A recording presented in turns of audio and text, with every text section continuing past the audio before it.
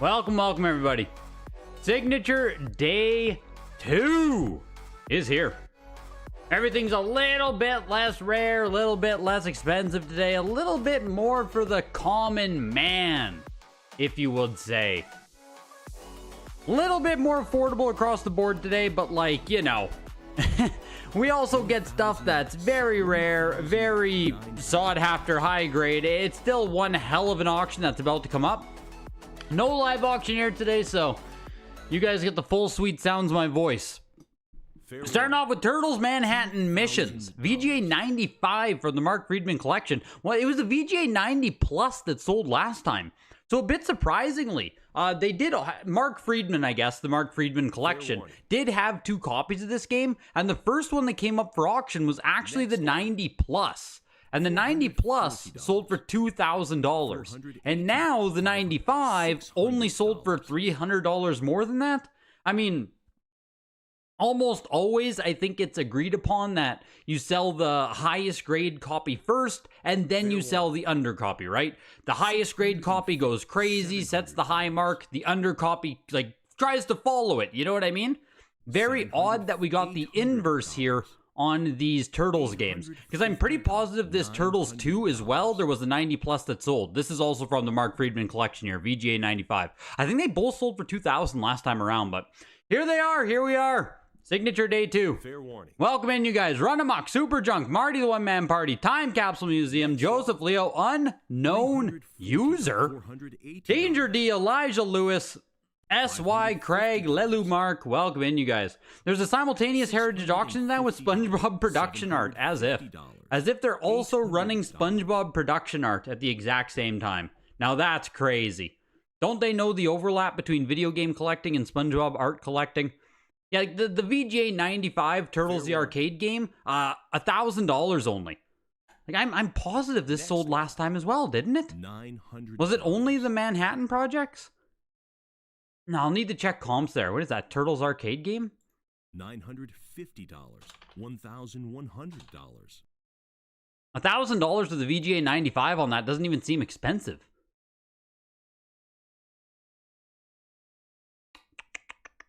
Fair warning. Yeah, VGA 90 Plus sold for $2,250. That was July 11th. And then another VGA 90 Plus sold for $1,000. So this time around, someone got the 95 for the exact same price. So there it is, right? Just weird order of the games there. But Baseball Stars 2 starts off NES 9.68 plus for $937.50. Blaster Master 9.88 plus, first game from the DFW collection, the pedigree. There's a lot more Dallas Fort Worth stuff coming up today, so $1,375 for the Blaster Master oval seal there. Castlevania 8.0A oval seal. Like I said yesterday, any copy of Castlevania now is going to cost you an arm and a leg, so 8.0A moving its way up to $4,750, looking for $5,000 on Castlevania 8.0A oval. Man, there's a high-ass floor on Castlevania now. Welcome in, Joe Nev. Welcome, you guys. Welcome. Welcome. Yes, 2 words for you, split screen. Yes. Get the SpongeBob auction open on the other one. You guys can open up the Heritage auction here. I'll link that in for you guys. Imagine if they had to sell a SpongeBob GBA SP. Well, hopefully it would go to the video games. Hopefully it would go to the video games, right? Castlevania pushing its way up to almost $5,500 here for the 8.0A. What was yesterday? VGA 85 for like $8,000? Man, what an auction yesterday, hey? What an auction yesterday. You won the TMNT Arcade 95? Craig, it was cheap. It was cheap, man. Great pickup. Like, that's awesome. Weird they had 3 copies so soon to each other, but like, getting the 95 for 1,000? Fan-frickin-tastic, man.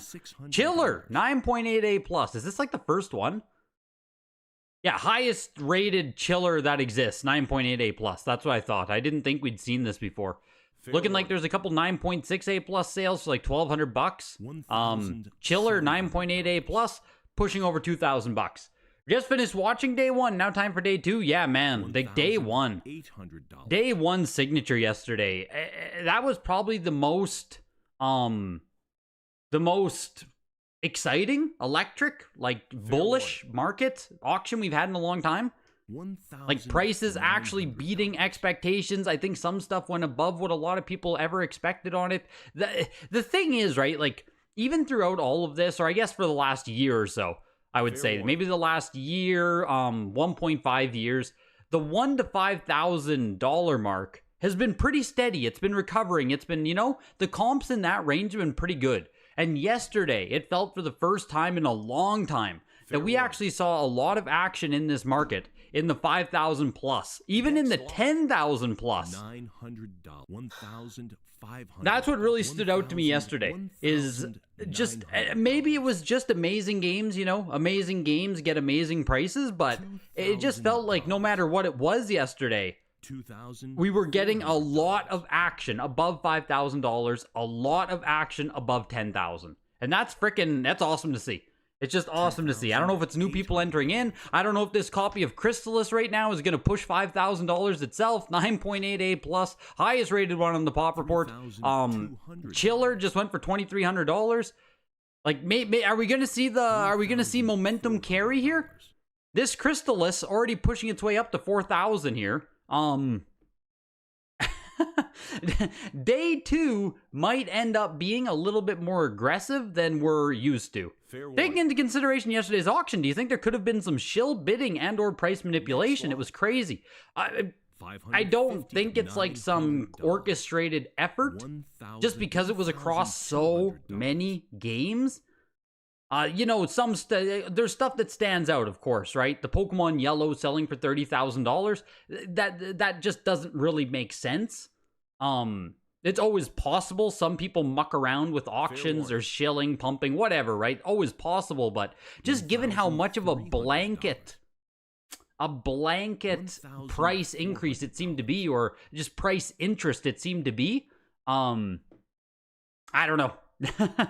I don't know. We'll see what gets paid, what doesn't paid. Like I said, the heritage pay-through rate is very high, so as it stands right now, it's like, what of those prices we saw is actually going to be replicable?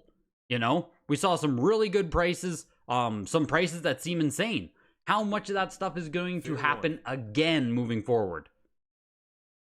Disney's Little Mermaid, 9.68+ for $1,600. Crystalis got up to 4,000 there before it ended. Like Crystalis for 4,000, man, that's good. That's a high price. Crystalis isn't the most popular game in the world. Donkey Kong CIB 8.5 gloss sticker. $1,500 for it, but that's a 9.6 cart 9.4 manual. The box held it back. Obviously, it's a 7.0, but like that's mint components in there. Donkey Kong Jr. also gloss sticker, first production copy, 9.6 cart 9.4 manual, 7.5 box on it. Yeah, this heritage auction could be remembered as one for the ages, which made a statement about the ending legacy of video game collecting. Yeah, literally, right? About the enduring legacy, not ending legacy, sorry. Pretty much, though. Like, that auction might be seen as, like, a big pivot in the market. Not that we've been like having, you know, big downturn or whatever. For the past year or so, it's been pretty stable, but that auction that just took place yesterday might be the one where people are finally like, holy shit, maybe this market isn't dead. Like, holy shit, maybe video games are actually going to survive as a collectible for the next 10, 20, 30 years, you know? You can't believe how high you got pushed on the FF7 Lego diorama. Did you buy it, Craig?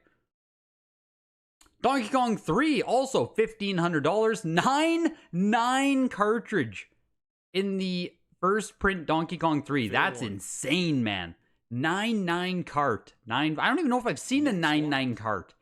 The Donkey Kong Jr. 1187. So all three of these first prints here had 7.0, 7.5 boxes. So if those boxes were 8s or 9s, these would have been nuts. All selling for over $1,000 there. Double Dragon the 9.2A for $1,500. Double Dragon becoming affordable, kind of reasonable. Dr. Mario VGA 90 plus Japanese copy going over $800 there. Craig, honestly, I've said this before. These gold labels on the CGC are the best labels in video game collecting, in my opinion. Like, that gold label there is better than VGA. It's better than CGC. It's way better than the regular CGC. Better than WATA. Like, that is my favorite label that exists in video game grading. The CGC pedigree. It is fucking beautiful. Dr. Mario's pushing up over $1,000 here. Imagine being someone that sold the 9.8++ to someone and it gets regraded at 10. Yeah, we don't talk about that, hamster. We don't talk about that. You can't say that out loud, you know? The first day of the SIG is usually the biggest. Second day is when things tend to do what people think. I agree. Or even underperform. I agree. Day 2 is usually when you can actually get some stuff.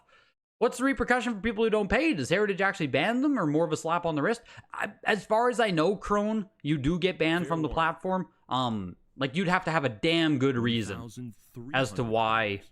You'd have to have a damn good reason as to why you're not going to pay, or you will be kicked off the platform, as far as I know. You won the FF diorama. You are crazy, Craig. I can't believe how high that went, man. Permanently banned? Yeah, that's what I figured. Like, that's what I figured. It's not like eBay. Once you go to these private auction houses, they actually give a shit. Which is why it has such a high pay-through rate. How do you determine the value with little to zero comps? You'll only one of two 9.6 Kakuto Shojin for Xbox. You have no idea what the real value is? At that point, Computer Blue, like, you're talking about a pretty niche title on original Xbox. I would personally see what other sealed copies sell for, and then look for like a 2 to 3x premium on it. But even then, right, like, Kakuto Shojin, people just might not be looking for it. Like, you might only be able to get a 2x premium, you know what I mean? Like, 9.6 is a solid grade. It's just, when you're talking about this stuff that has no comps, has no graded examples, it's sometimes because people aren't looking for it. So it's a little bit harder in that regard. You kind of just pick a price, put it up, see if you get some offers. The Dr. Mario VGA 90 Plus did very good. 2,750. Like, that's pretty darn solid in my opinion. I sold the VGA 85 at the the Japanese showcase. It went for like $600-700. So 90 plus for 2,750 seems very solid. Hang Tab Excite Bike 6.5B plus, not the greatest grade in the world, but like $3,000. I almost think it's cheap. Yeah, hamster, you're saying it's a steal? I almost think it's cheap, man. Like, you don't get Hang Tab.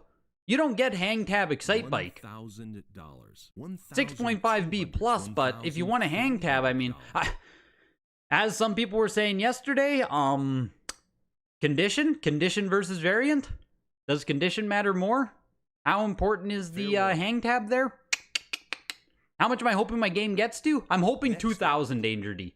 I'm hoping at least 2,000 on the Tekken. Right now, it's like $850, I think, with BP. Final Fantasy 3, $1,500 on the 85 plus into Ikari Warriors 3, The Rescue, 9.8 A plus, highest on the pop report, of course. Pushing its way over $3,000, very easy. Oh.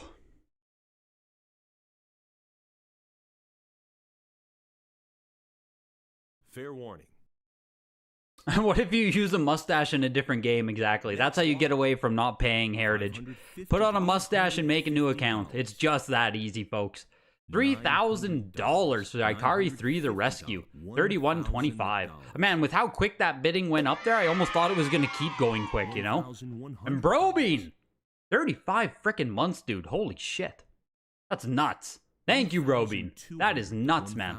Indiana Jones, The Temple of Doom. 9.4 A++ Tenjin unlicensed. Debut offering of the unlicensed one. That's weird. It's odd to say Heritage hasn't sold this before. It just doesn't... You know what I mean? It feels like we've seen a lot of indie games. It's just kind of weird. Pushing its way over $2,000 right now. Fair warning. Welcome back. Couldn't watch yesterday. How was the European excursion? Amazing, man. Amazing, amazing, amazing. The trip to Europe almost went off without a hitch, so no complaints there. The worst thing that happened was a heat wave. So, you know, it just made walking around a hassle when it was like plus 30 every day. But otherwise, man, the trip was fantastic. Fantastic trip. Feels great to be back. So, Indiana Jones, $2,125. And welcome in, Odin. Jaws, 9.8 A++. You know, I know some of you guys like your stickers and stuff. This is an example here where I think the stickers are outright detracting from the game itself with that red tag special sticker. You know what I mean? I personally think that just detracts from the game. I know other people might feel differently. Still an A++ seal on it. Pushing its way over $3,000. Highest graded copy of Jaws that exists. Oval seal. I don't even know if the game's good or not, but Jaws is frickin' in. You know what I mean? Like, the box art looks amazing. Jaws is amazing. 80s nostalgia overboard. Like, it's everything. Pushing its way over $3,000 here, looking for $3,500.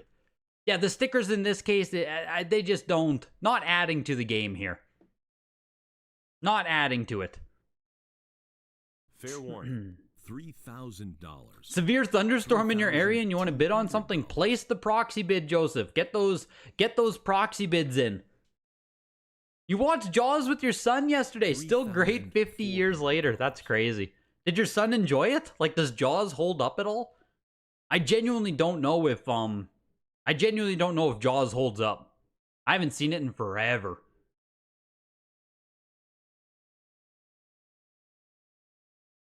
Yes, he loved it. That's awesome. That is awesome. So there you go. Jaws still holding up for the new generation. Send it back and pay to get them removed? Yeah, Jeff, you'll frickin' send the game back to get the stickers removed and you'll end up with like a 9.6 or something.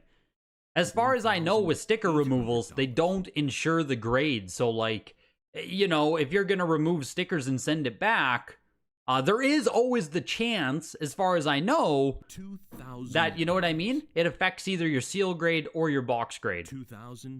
If it was guaranteed same grade, remove the sticker, then I agree, it wouldn't be an issue. But the removal of them, as far as I know, initiates a new grading process. Kid Clown, 9.0A, long time, rare sealed NES game, only 7 on the Brawada Pop Report. First time since July 2023 even selling it. What did it sell for last time? 9.2A went for $3,300. This is a 9.0A, selling for more money. Kid Clown, baby, pushing its way up over 3,500, looking for 4,000 on Kid Clown, beating its sales from back in 2023. Higher grade, sold for less a year ago. Some day 2 momentum. Some day 2 momentum for the boys. Is VGA there to stay? You're not sure you should send your new consoles degrading today or wait until later and risk it degrading while moving? Or, VGA is here to stay, yeah. I don't think VGA is going anywhere at all.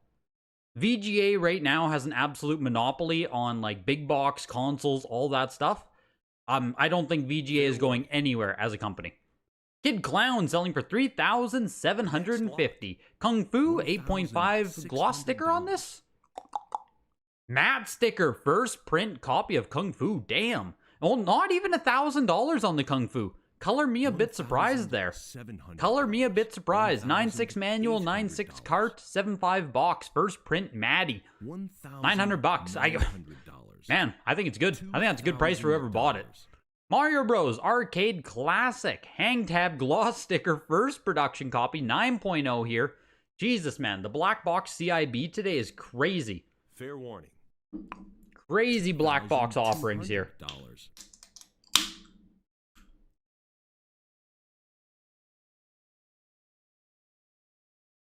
In your opinion, if you remove a sticker and it drops the grade, you never had a high grade to begin with? Fair warning. You just get hit with the variance, you know what I mean? Like, you have to hope that under the sticker there's nothing wrong. And then you also have to hope that the The grading company evaluates it the same. I'm not saying CGC WATA games are shit, but there's always that natural subjectivity when you submit stuff. So, you have that added risk of removing stickers, sending it back. Mario Bros. The Arcade Classic, $2,625 on the 9.0. You're here to watch money be spent in ridiculous ways. Thanks for doing the play-by-play. I appreciate you as well. Let us jump. Mike Tyson's Punch-Out 9.08+. We actually had the 9.8 yesterday. Not sell for like $5,500. Maybe not in an insane amount. Maybe almost something that you could say low on the Mike Tyson's 9.88+ relative to a lot of other things yesterday. I think it sold for what, $27,000 or something. It just wasn't crazy. You know what I mean? The 9.0 here pushing its way to almost 7,000 itself.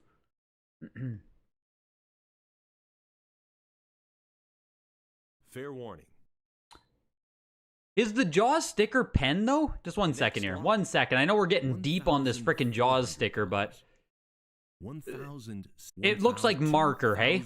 That would be marker. If it was pen, you always risk impressions. I think that's marker there.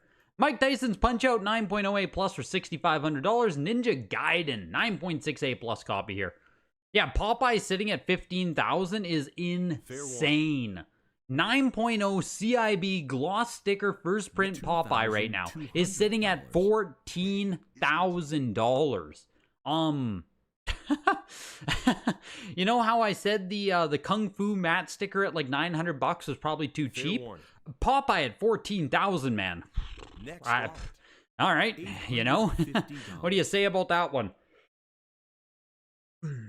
$2,500 for the Ninja Gaiden there, 9.68+. Ninja Gaiden also one, I think I've talked about this before with Ninja Gaiden, just like pretty damn affordable now.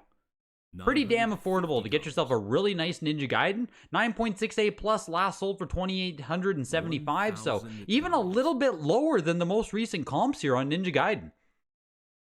In my opinion, a mainstay NES game. You know what I mean? Big NES game, stands out in the NES library, notorious, all those words.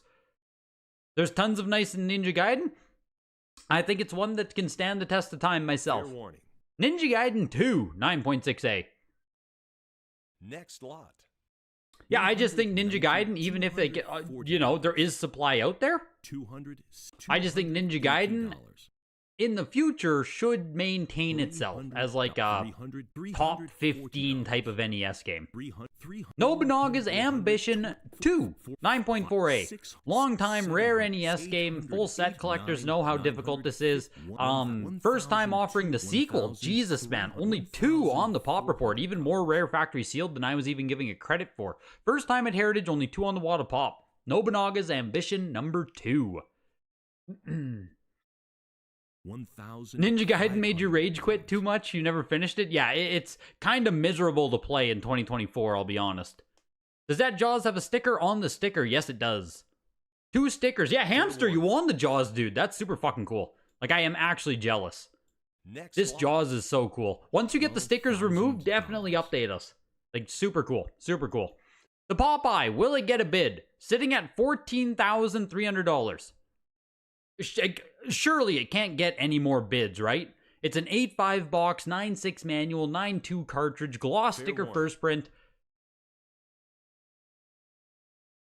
Yeah, I kind of figured. So, we talk about stuff that might get unpaid, stuff that looks weird.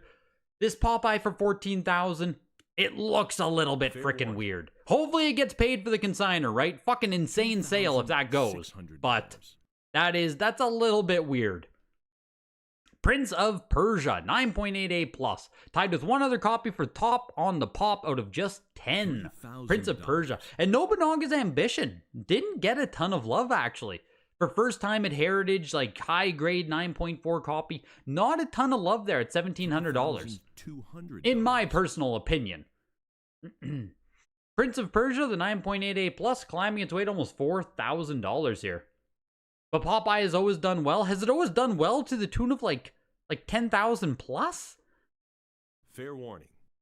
9.4, one code, 8.5. First print did $2,400 back in August 2023. I mean, I don't see any kind of...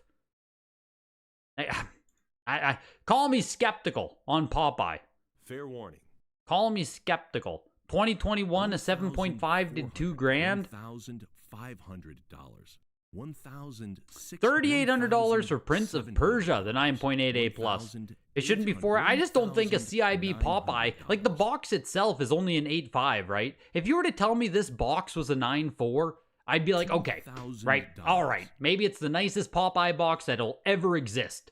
You tell me that box is a 9.4, but an 8.5 box, 14,000. Fair warning. Robo Warrior 9.9 A plus. Next lot. Really cool. Just really cool to see a 9.9 on an NES game. $2,375 into Myriad 6-in-1 qualified.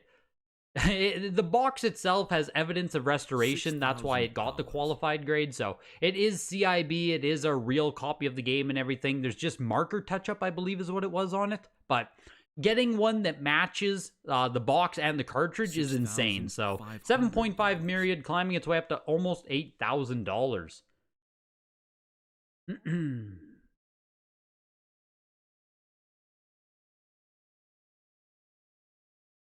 In auctions, how often do you think friends bid each other's auctions up? Lots. Next lot. Lots for sure, lettuce jump. You see it every time with every big auction lettuce. Like if you go day one to a sports signature, game signature, comic signature, certain items will get bid up to amazing amounts immediately, right? And for the most part, that's just like coordinated bidding. It kind of gets the party started, I would say. So you're always going to get that kind of stuff happening. And then after that, I do think that some people will coordinate of like, hey, make sure you bid $1,000 on this Snake's Revenge here. If you happen to win it, I'll just pay you because I don't want it to sell. You know what I mean? Which you can always do something like that. Like if let's say Snake's Revenge is mine, right? And I'm like, hey, Hamster, go bid $1,500 on Snakes. If you happen to win it, I'll just pay you out. Right? Because you don't want it to sell for a certain amount or you'll just buy it back. $400. Snake's Revenge 9.6A plus going for $1,250. Myriad 6-in-1 sells still for $7,500. $650. That's crazy. Wasn't there Myriad on Heritage not long ago? I thought. Am I crazy? $700. Yes, a 6.5 factory sealed one went for $11,000 back in May. This is a frickin' opened copy for $7,500. Like the factory sealed one only went for 10 grand. CIB just sold for 75. That's impressive, man. Star Soldier 9.6A plus, they're going for $875. Dodgeball 9.6A plus. $650. Kirby Dreamland was Dan's, $35K, makes sense. Yeah, that Kirby was an insane sale too. Like for the estate of Dan, I obviously hope it gets paid because that's nuts. In your opinion, what pop count is too much? If there's a game that's 180 pop for 9.8, is that considered common rarity? Yeah, I would say so. Like I would say so. You know, anything over 100 right now in video games is pretty high for any kind of pop. But the pop itself is a function of the demand that exists within the hobby, right? So for video games, pop 100 on something, pop 200, 300, that's a super common item. In Pokemon cards, pop 200 of something is extremely rare. So the population count itself only matters as much as the demand that also exists in the hobby. If that makes sense. For right now, yeah, like pop 180 on something, 9.8, that's pretty damn common. Super Dodgeball 9.6A plus. The CGC copy did really well, actually. $2,500 for that. Highest graded copy they've ever offered on Super Dodgeball. I mean, yeah, I guess 9.4A back in 2021 for $3,100. Yeah, I guess their Super Dodgeball just has some fans out there. Super Dodgeball has some fans out there. $2,500 for the 9.6A plus. Tecmo Baseball 9.6A plus. $600. Tecmo Baseball to the moon. Slowly but surely here. Slowly but surely pushing its way. Early production copy. No copies of this variant graded higher on the Wad of Pop report. No copies rated higher out of all variants. the tippy top here of Tecmo baseballs, slowly but surely pushing its way to almost $1,000. The pop of video games are incredibly low, yes. Like, in general, right? As a general statement, like, the pops of video games are all super low. The sealed one sold really low on the Myriad. Heritage isn't the spot for a Myriad. A Myriad in general, like Myriad 6-in-1, I think is risky to auction in general. Because the amount of people looking for a Myriad at any given time, especially in 2024, you know, it just can't be that high.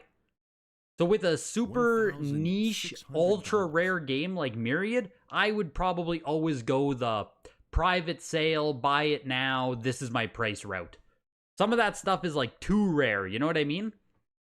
Like it didn't, like $7,500 for the CIB, I think is pretty darn good. But you get what I mean, right? Tecmo Baseball, 9.6A plus, $875. Teenage Mutant Ninja Turtles, 9.2A plus plus. I don't think we had a nice Turtles yesterday, hey? Fair warning. The N64 Conkers is pretty rare. No, actually, Lettuce. Getting factory sealed Conkers is pretty common. It was a late release, but it was such a late release that it didn't sell that well. So there's two types of late release games, right? Like you have the late release game that becomes really rare because no one bought it, and you have the late release games that were printed really high that no one bought. So like Perfect Dark, Conker's Bad Fur Day, I think there's another one too, but those are like really late release N64 games that they printed the shit out of, and they didn't sell as well as they thought. Fair warning. Because Conkers, I'm pretty sure on the pop report, is actually quite high. Next lot. There were cases of Conkers for a while. Yeah, Conkers is sitting at 149 copies. So, there are actually a decent... sealed Conkers exist. $1,000. Teenage Mutant Ninja Turtles, 9.2A++ for $2,375. Yeah, Perfect Dark is like the ultra example. Conkers obviously isn't nearly as common as Perfect Dark, but I just wanted to give another example to... Fair warning. There are 4,000 Amazing Fantasy 15s. Yeah, just on the CGC Pop Report. Exactly. So there you go, right? Amazing Fantasy 15 being the first appearance of Spider-Man, a book that sells for thousands and thousands of dollars. There's 4,000 of them on the CGC Pop Report. So when we talk about like a video game having a 180, right? And it's like, yeah, that's pretty common for a video game. It just depends how many people are looking. Supply matters. Demand matters so much more than supply. Teenage Mutant Turtles Arcade went for $1,250 there. Tetris 85 plus unlicensed copy. Tengen Tetris. The 9.0 A++, that might be the most recent comp. Sold for $2,200, August 2023. This 85 plus here, pushing up to almost $4,500. I think Tengen Tetris is doing pretty solid here. I think. $4,250. You'd have to compare against like a 9.4, you know what I mean? Buster, or Tiny Toon Adventures, 9.6A plus here. 150 games today as well. We're almost done the NES lot. Then we go Super Nintendo, Game Boy, N64, Sega, PlayStation, all of it today. All of it. So if you're looking for Sega or Sony, it is going to be coming up later in the auction. Super Nintendo is next, followed by Game Boy, followed by N64. Tiny Toon Adventures, the 9.6A plus here. Out of only 10 copies of this game on the Wada Pop Report, that's crazy. 2 are actually graded higher. I'm surprised this is only a Pop 10. Jesus, man. Pushing its way up over $2,000 easy. Looking for $2,750. Tiny Toon Adventures. November 4th, 2023. So a year ago. 9.8A plus sold for only $2,880. Next lot. This exact one, it's not showing me the comp on that. If it was on... The 9.8 sold for nothing, in my opinion, Hamster, considering this 9.6A plus just sold for almost as much as it. The 9.6A plus just about sold for as much as the 9.8 last year. Video games are just about 40 years behind comics. That's pretty much it as well. And, you know, when people make the comparisons of comics to video games and, you know, everything video games can be, I think that does get forgotten in a lot of ways, that comics are what, 120 years old at this point? 110 years old? Video games are like 50. So, you know, obviously in an age of globalization, information, everything's going to move faster. We're going to catch up faster, but if video games took another 20 years before we ever saw another $1 million sale, it wouldn't be crazy. Like, that would make more sense than what we had happen already. Yeah, like, video games have some pretty insane prices already. Yesterday, right, we're watching The Legend of Zelda sell for $375,000. Top Gun 9.4A plus Rev A copy there for $3,500. Let's go Top Gun, hey? Ultima Exodus 9.8A plus also going up to $2,000 there. Zelda 1 Famicom 90 plus. This is the highest graded copy they've offered? $1,900. $2,200. I know. February 2023, a 90 plus sold for $2,760. This copy right now is looking for $4,000. Wow. Wow. Zelda in Japan started on the Famicom Disk System, and then this Famicom release happened, it says 1994, so quite a bit later even. That Pokemon Red 10 could go absolutely nuts. Not saying it would hit 1 million, but you're also not saying it couldn't hit 1 million. I agree with you. That Pokemon Red 10, just given the cross appeal from Pokemon collectors, yeah.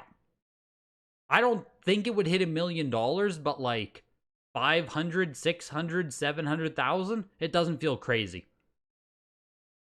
Fair warning. That Pokemon Red is just insane. Next lot. 1,000. Your Ernest Evans going today might fall into the Myriad camp. Ernest, the thing with Genesis, man, is it's Genesis is tough, hamster. Like, I want Genesis to be more popular, you know? Like, I'm on the side of the Genesis guys. It's just, I don't know how you, like, introduce new people to Sega at this point. Like, without them existing, you know what I mean?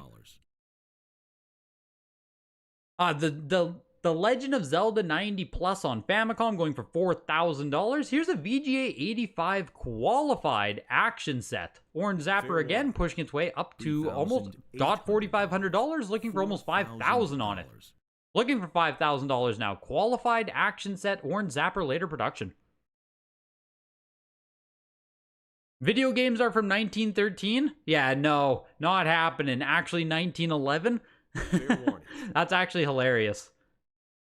$4,200. You know what I mean, though, Joseph. You know what I mean. And once you're saying $500K for an item like that, $1 million isn't shocking. No, I agree. I agree. At that point, right? It's it's a rounding error, right?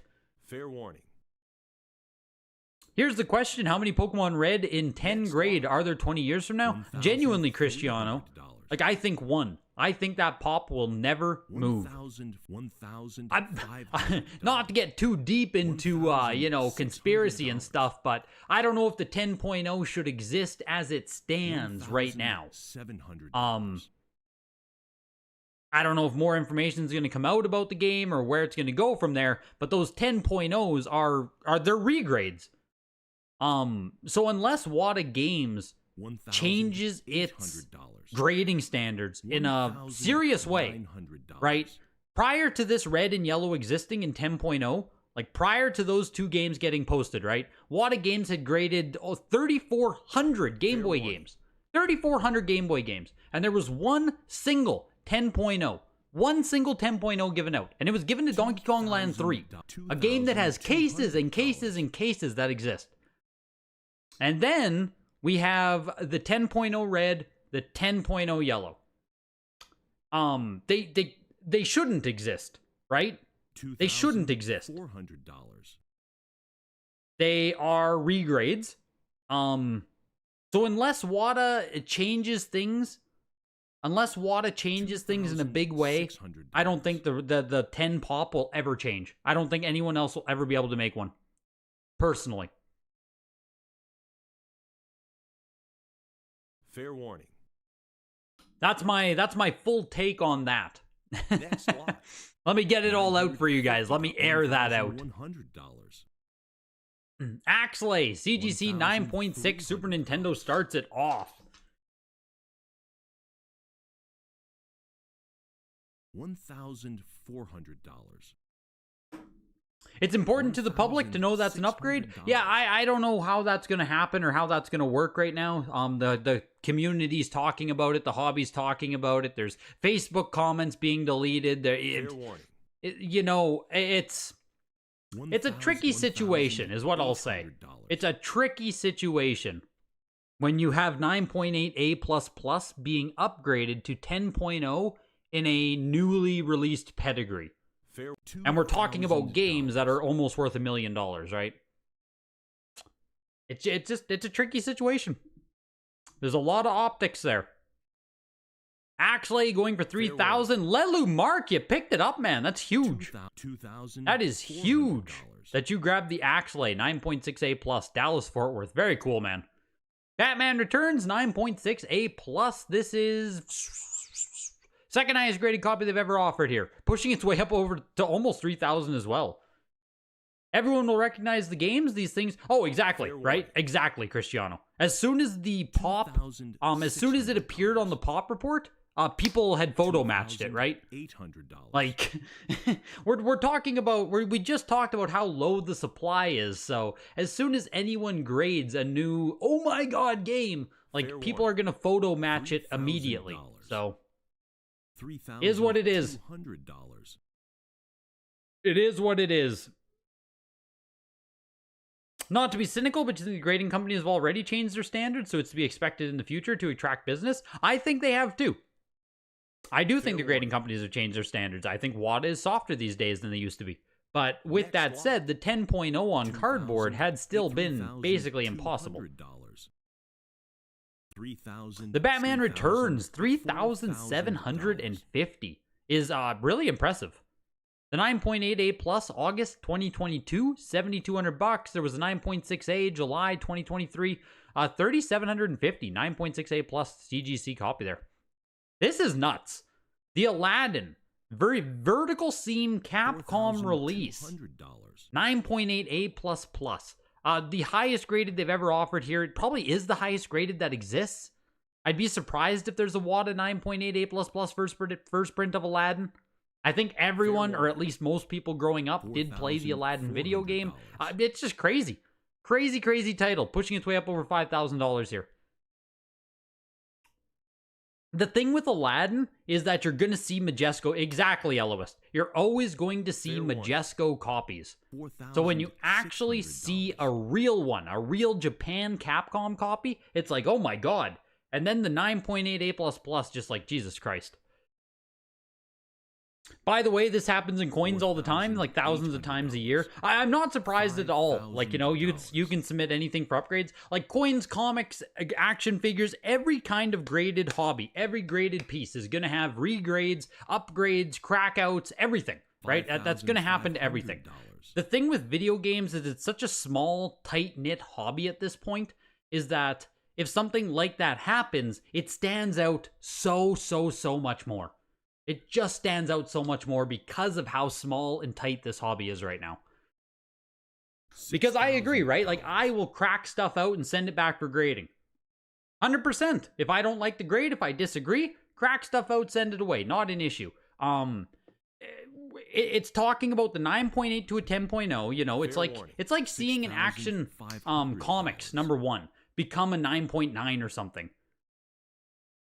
it just makes you go, wait, what? The Aladdin, speaking of wait, what, is pushing its way up to 8,750 is what it's looking for now. Looking for 8. I'm surprised this is a day 2 video game, frankly. Like Disney, Aladdin, perfect grade. Feels like a day 1er right here. Next lot. Closing, finally, for $8,125. You thought you were going to get the Aladdin for $5,000? Yeah, that Aladdin is freaking nice, man. That is a nice Aladdin. You've seen some coins get submitted 15 times and return the exact same grade 15 times? That's tough. Doom! 9.88++ here. Am I looking for games right now for the PC to flip or to invest in? Always looking for everything, Computer Blue. I like always everything. I cast very wide nets on eBay, Heritage, wherever. A couple weeklies ago, I bought a couple things to flip on eBay recently. I grabbed something for my personal collection. Fair warning. It just depends what comes up, man. I'm always looking for everything. Flipping, investing, collecting. All of them at the same time.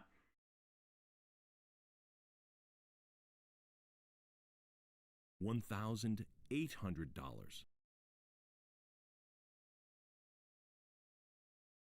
You feel like you should have to crack an item out, personally. Take the risk, take it. Yes.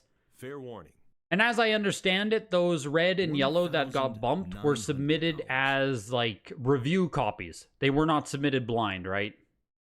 As I understand it. Not submitted blind. So, I don't know.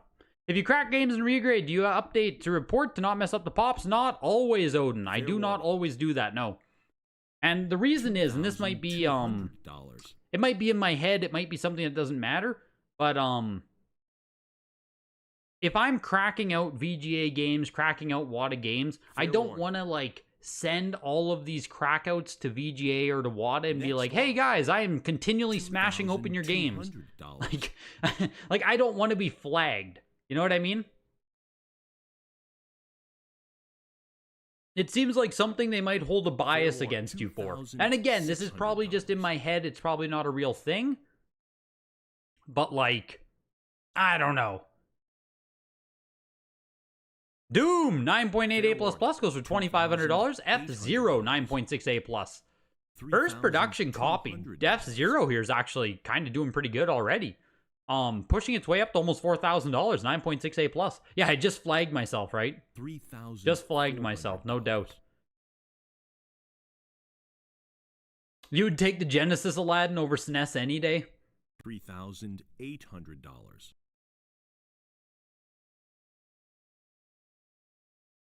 $4,200. F-Zero continues to climb here. I actually want to look at first print copies. Everything gets muddled here with the F-Zero, so. Almost $5,000, though, already feels pretty damn strong on F-Zero. Looking for $6,000 on it. The highest we've ever... Okay, there's a $10,000. There we go. July 2021, $10,000. Otherwise, F-Zero has never cracked above $5,000. Like 9.68++ went for $3,800. 85+ went for $5,000. F-Zero right here is going to sell for almost like $6,500 right now. Next lot. $500. Yeah, 6,251 on F-Zero. That's hella strong, man. That's hella strong. Good to see first print F-Zero actually getting some frickin' love.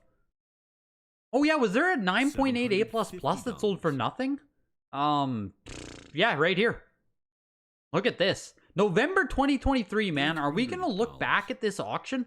This keeps coming up when I'm looking at comps here. This November 2023 signature auction. It keeps coming up here. Is this gonna be like, you know, are we gonna see this as the turning point of the hobby? Is that the bottom right there? Fair warning. 3,360. Someone absolutely got themselves a deal of a lifetime here on this F-Zero. Jesus. We had Final Fantasy V, 9.8, brand new copy there, 968, and Final Fantasy VI, 9.8 copy here. $50. $900.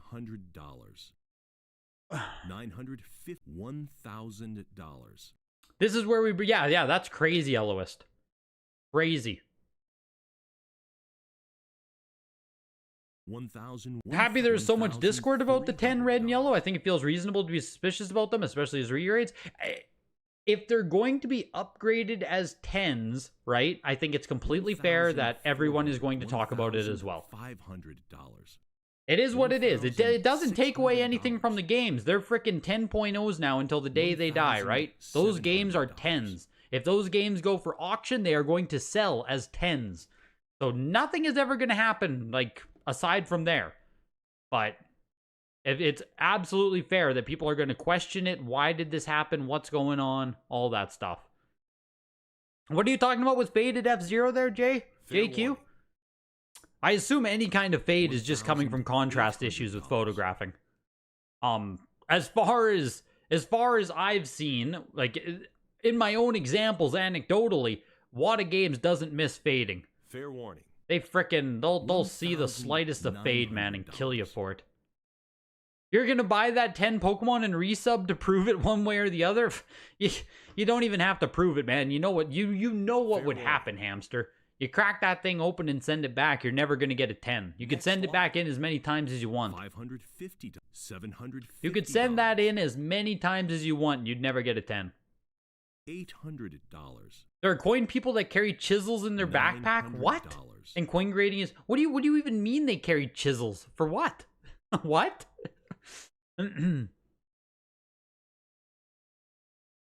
Final Fantasy Mystic Quest 9.68++. Yeah, I would just assume it's photograph issues there. JQ on the F-Zero. Like, I know what you're seeing. I know what you're saying. But gotta give benefit of the doubt there. Oh, to break holders. Jesus. Fair warning. Final Fantasy Mystic Quest, the 9.68++ here, going for almost $2,000. Imran, you had said something there. I wanted to see your comment. The heck did you say? Where are you? $1,600. Blocks. Most of the high-grade F-Zeros are really messed up. Got damaged by Wata's OG holders. Nice. You have the same grade F-Zero. Let's go, Mick. That's huge. F-Zero's cool. I have a first print myself, or I think a first print, but it's not that nice. Not even close to being that nice. You doubt recracking games would flag you? Comic collectors crack and resubmit all the time? Yeah, like, you're probably right. You're probably right that they wouldn't flag or nothing would happen. But it's always in the back of my head, you know? Like, do I really want to send VGA a bunch of slabs I broke open and be like, hey guys, like, take all of these off your pop report. I didn't like them anymore. I don't know. It just always makes me think that they'll, like, treat me differently. Or Wata Games, whoever, right? That they'll just treat you differently. Probably in my head. But that's why I don't always submit my my crackouts. Mystic Quest, the 9.68++, $1,875. The Final Fantasy VI for $2,250 is actually pretty strong right there. Final Fight, the 9.88++ with $1,300 feels low. Speaking of games that have a lot of copies, hey? 9.88++ Final Fight, I feel like that's the only grade we ever see sell. 9.88+ last sold December for $1,300. Yeah, 9.88++, $1,375. A deal if anyone wants it on that. You know what I mean? It's a deal if anyone wants it. Just, I don't know if anyone really cares. And there's quite a few 9.88++ copies on Final Fight. Final Fight 2, 9.0A. That Doom 9.88++ sold, and 5 minutes later you got an offer on yours. That's hilarious. Wata is more than happy to charge you a second time to grade your stuff. You've heard Wata has downgraded people on recases. Do they compensate the difference? I don't know. I don't know enough on that. As far as I know, they'd compensate you if they fuck up doing a recase or something. But if they just decide your game goes down a grade, I don't know. $2,800. You're hoping to get a job there so you can get your first 10? Yes, Eric. Yes, yes, yes. You've given Wata your crackouts? They removed them? Yeah, and cards and comments. I know, like, it's probably just in my head. $2,200. I still have pictures and stuff of all my crackouts, so, like, eventually I'll probably send them all in, but here's the counter argument on that. If the grading services are consistent, they can collect multiple grading fees on the same item. Exactly. Exactly. Hit the Ice 9.68+. There are no copies of Hit the Ice listed on the pop report. So this is the only one that exists right now on the Wata pop report of Hit the Ice. 9.68+, hockey arcade game, just sold for $3,500. Rare SNES collectors, hey? Some of these SNES games where I don't really expect anything out of them, they do fucking great. Full set SNES collectors or like rare hunters within Super Nintendo, they're still out there, man. $3,500 on Hit the Ice. And I agree with you fully, Cristiano, and that's why it should not matter, right? That's why it should not matter. It is a made in Japan. It's distributor seal, though, Flux. Made in Japan, distributor seal. $1,100. So, by that logic, for sure, they should just collect the paycheck and not care either way, because I agree with you. Fair warning. $1,200.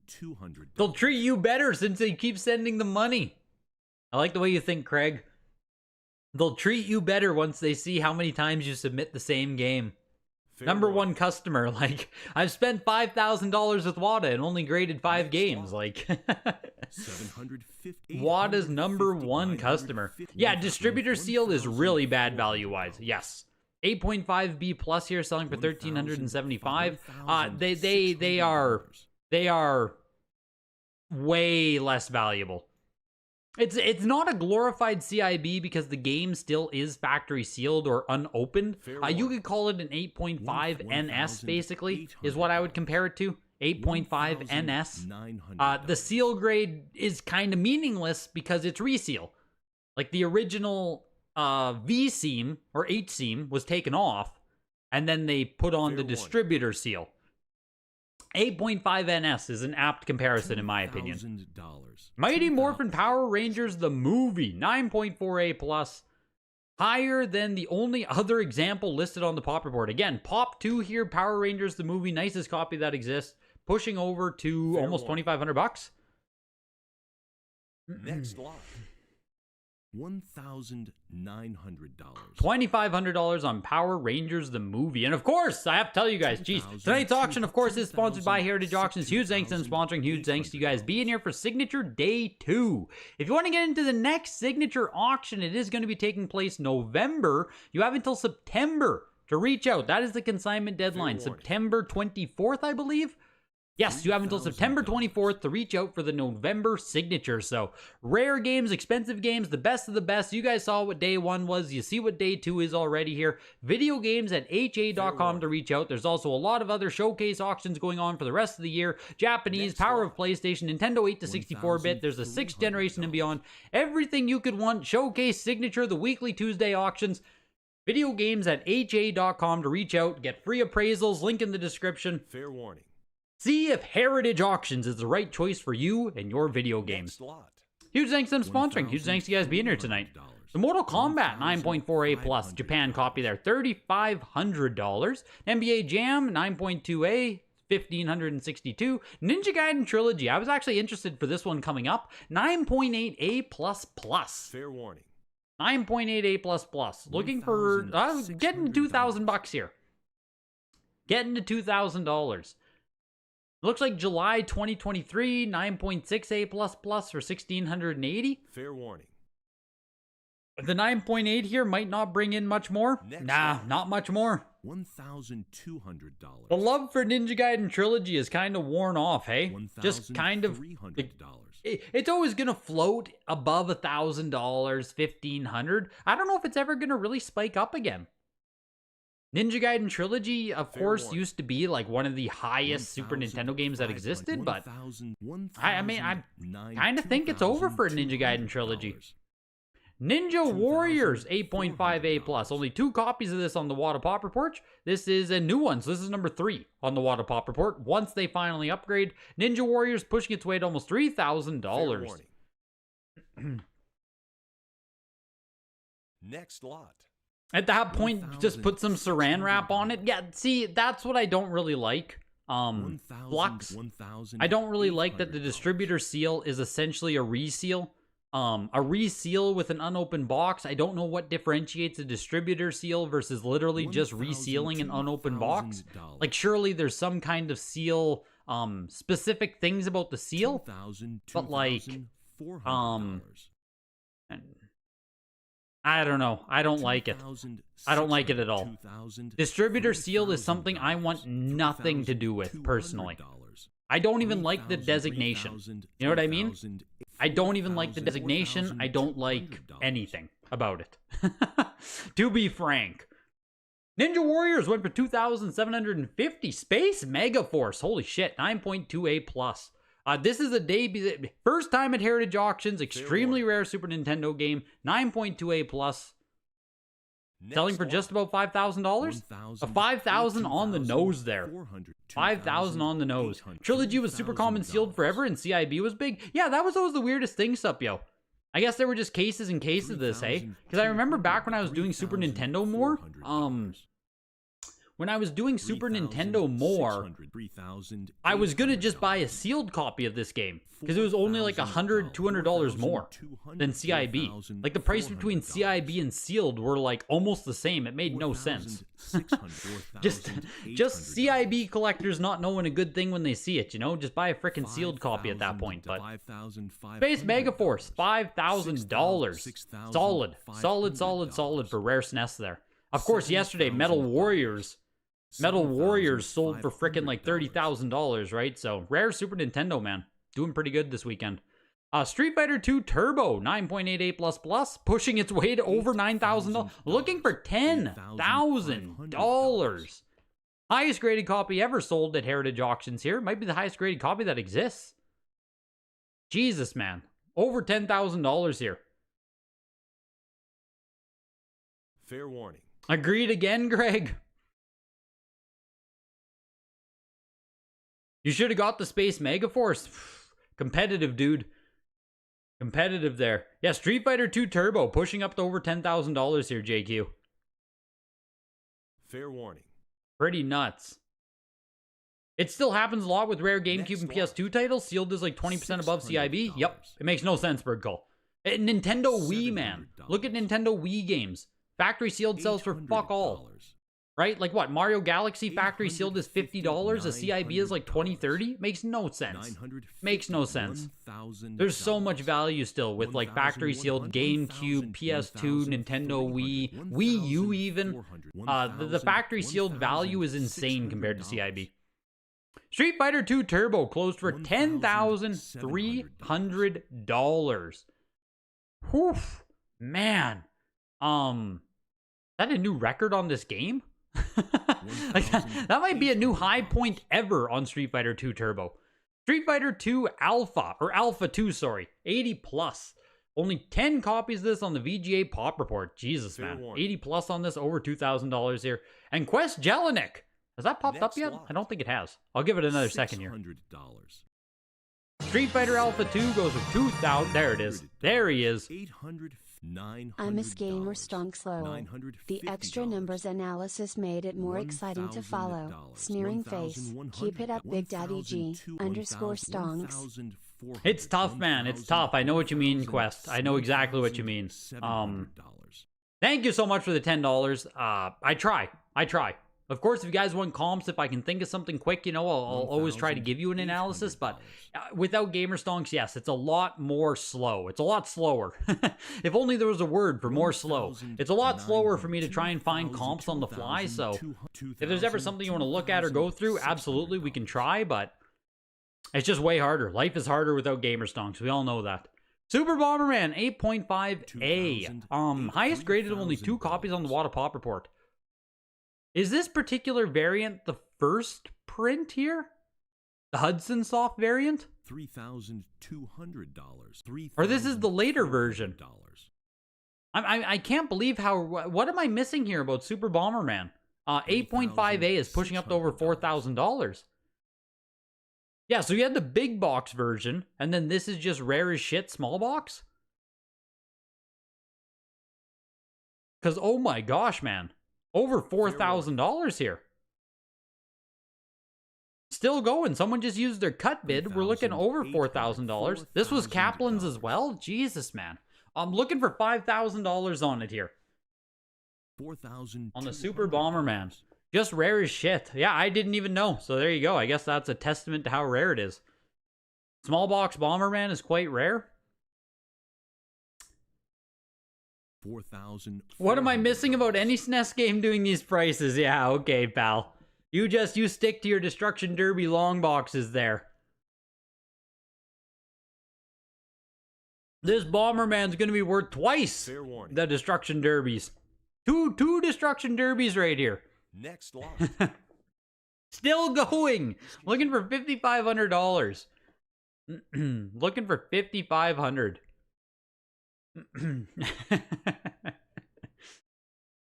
There's Worms Armageddon 85 plus. F7. There's a Worms Armageddon 10.0 that exists, dude. There is a fucking 10.0 Worms Armageddon out there. Crazy. Super Bomberman going for 5,375. Whew. Like that's damn, man. I had no idea. I had no idea small box was that coveted, that rare, that expensive. That's crazy. Legend of the Seven Stars, Mario RPG, Japan copy, 9.0 A+. See, this is a game I need to buy at some point. 9.0 copy, 3,250. I love it. Love it. It feels like a fine price point. You know what I mean? To get into like a 9.0 copy. $3,000 there feels fine. I don't have the money to even try right now, but like, this is a game that I really want to pick up. Love Mario RPG.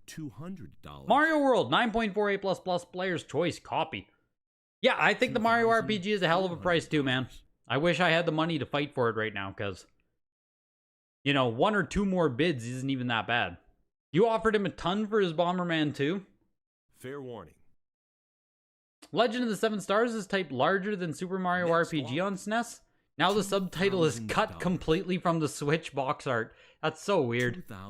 Weird how stuff like that happens. Super Mario World, the Player's Choice copy there, ending at 2,750. Mario World 2, Yoshi's Island, 9.0 A+. Yoshi's Island had like, what, one insane sale that ever happened on it? I think, where it sold for like $20,000, $30,000 and that was it. Kind of weird price action on this game over the years. Kind of weird price action. Obviously a mainline Mario game, but never really gets the fanfare or respect, I guess, of other mainline Mario games. Back in November 2023, 9.2 A+ CGC sold for $4,000, $3,750 here for a 9.0. Feels fine. Feels like it did what it should have. Yoshi's Island. I don't know. Should it be more expensive? Should it not? Like I said, it just seems like no one really... It just doesn't get that same level of respect. Obviously, Mario World is the GOAT, but like, Mario World 2 just... I don't know. How do you guys feel about Mario World 2? I own a copy too, for what it's worth. So like, I'm kind of shitting on it. I own a copy. Tournament Fighters, 9.2 A+ Japan copy. Jeez, man. Only has 9 graded copies of the Japan print copy, I believe. Or maybe only 9 total on Tournament Fighters. 9.2 A+, pushing up over $3,000. Fair warning. Yoshi's Island is a masterpiece. You love Yoshi's Island. Wow. Next lot. Wow. $650. As if. Teenage Mutant Ninja Turtle Tournament Fighters, $3,000 on the 9.2 A+. That's just like, that feels like a lot, no? 9.0 A+, last sold for $2,500. 9.2 A+, I guess April 2023, $3,600. So, geez, 3,000 here? Like, it's actually down a little bit from the last 9.2 A+ sale. Kind of surprising. Terminator, 9.0 A. Have we ever seen this before?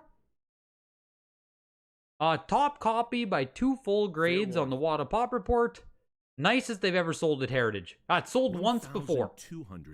8.0 B+ sold earlier this year, actually, for $625. So, yeah. Once before this Terminator on SNES sold at Heritage. And just like very, very rare on the Pop Report. You also barely ever see Terminator on NES come up. Just a rare factory sealed video game. You bet people with small siblings get shell shocked from Yoshi's Island. Oh, that Tournament Fighter was also Dan's. Jeez. Jeez. There's so many Dan games coming through here. And honestly, a lot of the Dan games are doing good, which, awesome. Awesome for the Dan estate.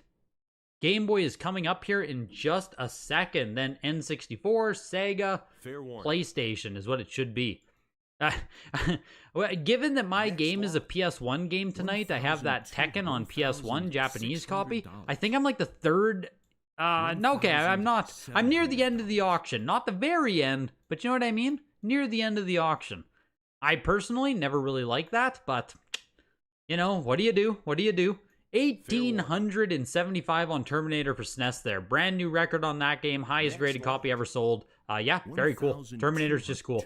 Zero, the Kamikaze Squirrel, ending at $2,000 as well on the 9.0A. Ending off with some rare-ass Super Nintendo there with Zero. You were hoping to grab the Terminator at around 1,000, but it kept pushing slowly. Did you end up taking it down for 1,875, Elysium? I was going to call it Ball Kid. Balloon Kid, 9.4A+. Highest graded out of just two variants of this copy of Balloon Kid. What don't I know about Balloon Kid here? Next lot. I feel like I'm pretty decent with what's rare, what's expensive on Game Boy. Why is Balloon Kid here selling for $3,500? What's special about Balloon Kid? Why do people care about it? What is it? I'm just surprised. $3,500. That's no slouch for any Game Boy game.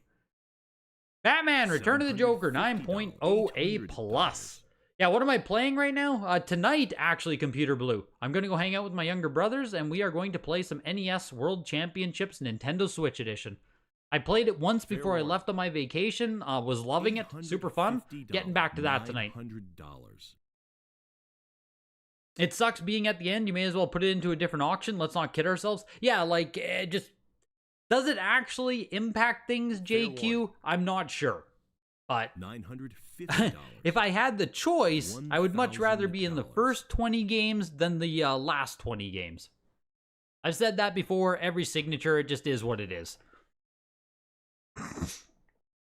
I'm a big fan of speedrunning Computer Blue. So for this NES Championship Edition game, like, I don't think it has a super depth or anything. And I don't even know how fun it would be to sit down and play it by yourself.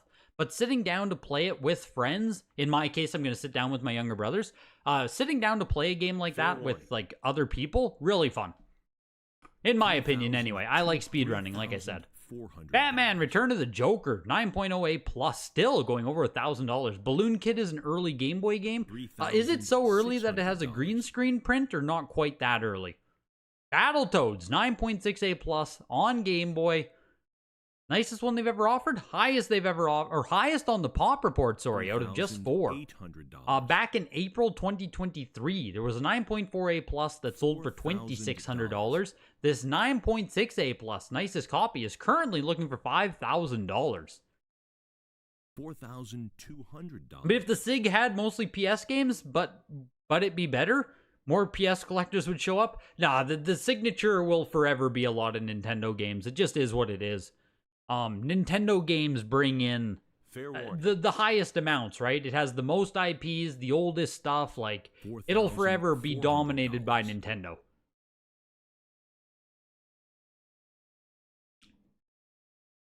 Hopefully in the future we see more like PS2, GameCube. Hopefully more of that stuff can slide its way into the signature, you know? But Nintendo, especially NES, will, like, forever make up 30, 40, 50% of the signature. Just is what it is. Yeah, we did have one with a lot of PS long box. And they have the PlayStation Showcase, right? Where a lot of the Sony stuff itself gets highlighted more so. Fair warning. Yeah, because there absolutely are the big PlayStation games that exist. You know, you'll just never get that many of the big PlayStation games, or very, very rarely get that many of them consigned all at one time to a single signature. You'd have to have someone who, like, sells a collection, you know? The Battletoads closing at $5,750. Man, oh man, oh man. Have you guys won anything today? How's day 2 treating you guys? How is day 2 treating you guys? There's been a few games for sure that were a deal out there. No doubt about it. There were a few, but overall, man. Castlevania 2, Belmont's Revenge, 9.4A+, only looking for $1,800 still. Speaking of, last 9.4A+ sold for $2,600. Speaking of games that might sell for a deal, the comp from last year, $2,600. If we go back to July 2023, it sold, this is really weird, it sold for $7,800. Then, 3 months later? 4 months later? It sold for $2,600. I'm not sure what happened there. That's a super weird price action, so close to each other. And now, tonight, we're looking for $2,375 so far. You won the Donkey Kong Jr. Gloss? Very nice. Eloist, you won the Prince of Persia. Let's go. Very cool. $2,000. What's your connection to Prince of Persia, Eloist? I'm surprised you took that one down. I don't know what you collect, to be completely honest. Fair warning. It seems like you bounce around to a lot of different games and systems, Elo. Pushing its way to 2,500 now, the Belmonts. So getting very close to the November 2023 comp. Fair warning. Like I said, it sold for 2,640 back then, so Next lot. I'm surprised. $320. I'm actually surprised that Belmont's Revenge doesn't get a little bit more love. 2,437 this time around. So went from frickin' went from like 7,000 to 2,600 to 2,400. Belmont's Revenge, CGC 9.48 plus every single time. Fair warning. I don't know. Maybe someone got themselves a great price tonight. Cool World 9.08 plus. 100. Yeah, I agree. Good one on Game Boy. Beautiful box art. Like Belmont's Revenge, in my opinion, has everything going for it. But 108. you know, gets absolutely demolished by Balloon Kid. See, that's why Balloon Kid like snuck up on me there. You see Belmont's Revenge sell for like $2,400. Balloon Kid went for $3,500. I would rather have Belmont's Revenge all day, personally. Cool World, $937. 5 on 5 double dribble, 9.48 plus plus. Later production copy. $40. Top copy between all variants of this game. $480. Imran, you won the Belmont's Revenge. Let's go, man. Very cool. $550. This is a cool game. $600. I hope you agree with everything I'm saying there. I think it's a cool game. You played Prince of Persia a ton on your first PC. Very cool. Do you also own? One second. Oh my gosh. $650. Oof. I am stiff getting back into this, man. Did you also buy Prince of Persia on PC? I think we had a couple of them come up at the PC showcase auctions, if I remember correctly. Maybe one at least. Fair warning. I know we had the original art come up for it too, actually, speaking of Prince of Persia. And that sold for like, you know, tens of thousands of dollars. The double dribble, $781 there, 5 on 5. Final Fantasy Legend 3, 8.5A. Fair warning. Actual Squaresoft print. An actual early release copy of the game. Only one of 2 copies. Jesus. I didn't know the Squaresoft print of Final Fantasy Legend 3 was quote-unquote that rare. You played Prince on your Tandy 1000? Jesus Christ, you guys are old. Jesus Christ. I don't even know what a frickin' Tandy 1000 is, JQ. $650. Prince of Persia was the first game that had realistic movement, and it was amazing. $700. Prince of Persia sealed are impossible to find. CIB, oh, on PC you mean? CIB goes for 2,000 to 3,000 and up. Jesus. $800. Balloon Kid is a Gunpei Yokoi and Satoru Iwata game. Interesting. I did see it was Nintendo published. So maybe that is helping it out there a lot. Dang. Balloon Kid. I mean, Balloon Kid is now on my radar, right? Put it that way. I'm now educated on Balloon Kid. $850. Prince of Persia is the OG cinematic platform. Yeah, it's crazy. My Jeremy, podcast host, just sold a Prince of Persia on Super Nintendo, actually. $2,200. And he got close to $2,000 for it, I believe. And I was like surprised. I was surprised that someone wanted to pay that much for Prince of Persia on Super Nintendo, but you guys are making it seem like it's pretty freaking amazing. Final Fantasy Legend 3, the Squaresoft 8.5 went for just about $1,000 there, $937. Super Mario Land 9.6 green screenshot CIB for $2,750. Wow, that's a beautiful CIB there, green screen. Almost $3,000. I love seeing the premium on like mint CIB. It's just really cool to see. Almost $3,000 there for a CIB Super Mario Land. Here's a VGA 95 Player's Choice copy. Play the newest one on Switch or PS5. It's incredible. Wow. Yeah, it's never a franchise that never a franchise I played Prince of Persia on PS2, right? What, Sands of Time? and The Warrior Within, and I can't think of the Two Towers. I can't even think of the subtitle. Warrior Within, Sands of Time. Next lot. I don't know what the other one's called, but that was my only exposure ever to the franchise, which I doubt that even counts as Prince of Persia, right? Those were kind of like God of War type games. You won that Mario? Damn, someone had a pretty big pre-bid in. Let's go, hamster. A 9.6 green screen CIB. That's crazy. That's crazy.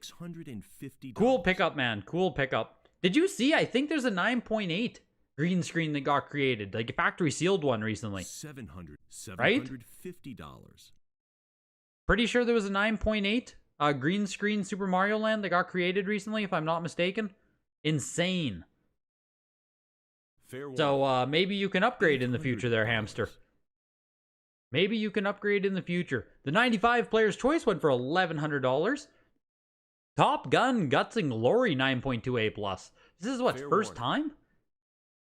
Oh, they sold the cover for it. Maybe that's what I'm thinking of. Jesus, they sold the original art before. First time offering the game, pushing over $1,000. Those are the 3D ones. Then they went back to 2.5D. Oh, it plays like Metroid Dread. Gotcha. Fair warning. Gotcha. Yeah, so those 3D ones aren't even... That's what I thought. Not really even Prince of Persia. Prince of Persia had so many different ports and many developed from the ground up, having completely different graphics, but all have the same level structure. The Master System port is impressive. Interesting. Yeah, geez. It's interesting hearing how... Fair warning. How important or impactful Prince of Persia is. Like, genuinely, right? I'm just, like, too young. Just, I haven't played Metroid Dread fully through, JQ, but I have played it. Fair warning. I have played Metroid Dread, not fully through. Next lot. $700. $800. $900. Virtual Boy. Game Boy Console VGA 90 Canada Edition. $3,000. Top Gun ended at $1,062. Oracle of Ages 85+ foil cover. Yeah, right. Val already has it. Okay, so Heritage is going to have it. So Heritage will be selling a 9.8A+ Super Mario Land green screen coming up.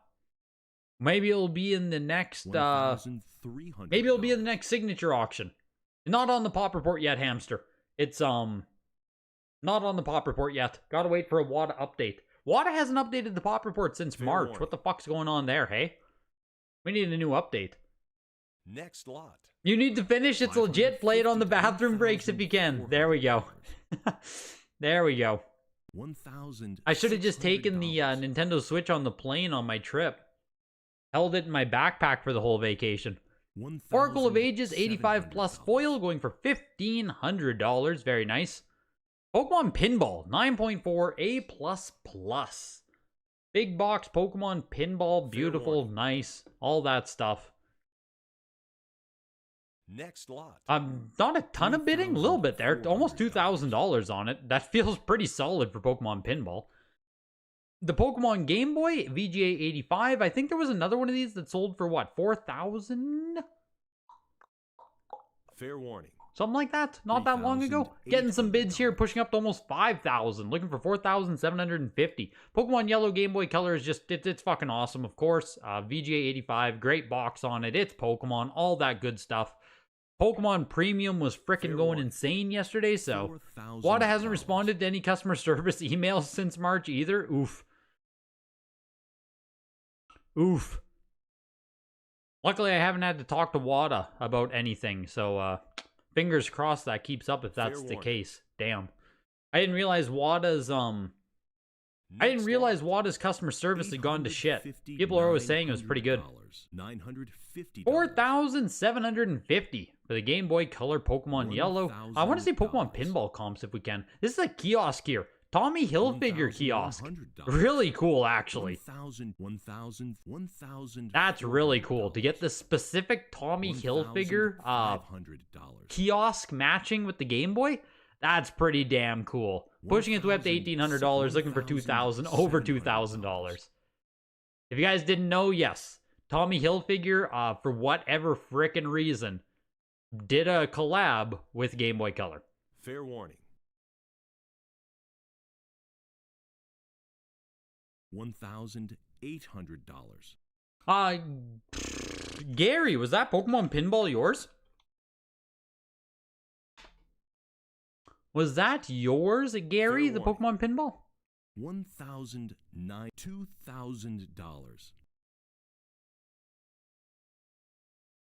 Not yours, no. Looks like there hasn't been a 9.4 before. Is this like the nicest copy of Pokemon Pinball that's ever been sold on Heritage Auctions? It seemed kind of weird here. $2,000 for it.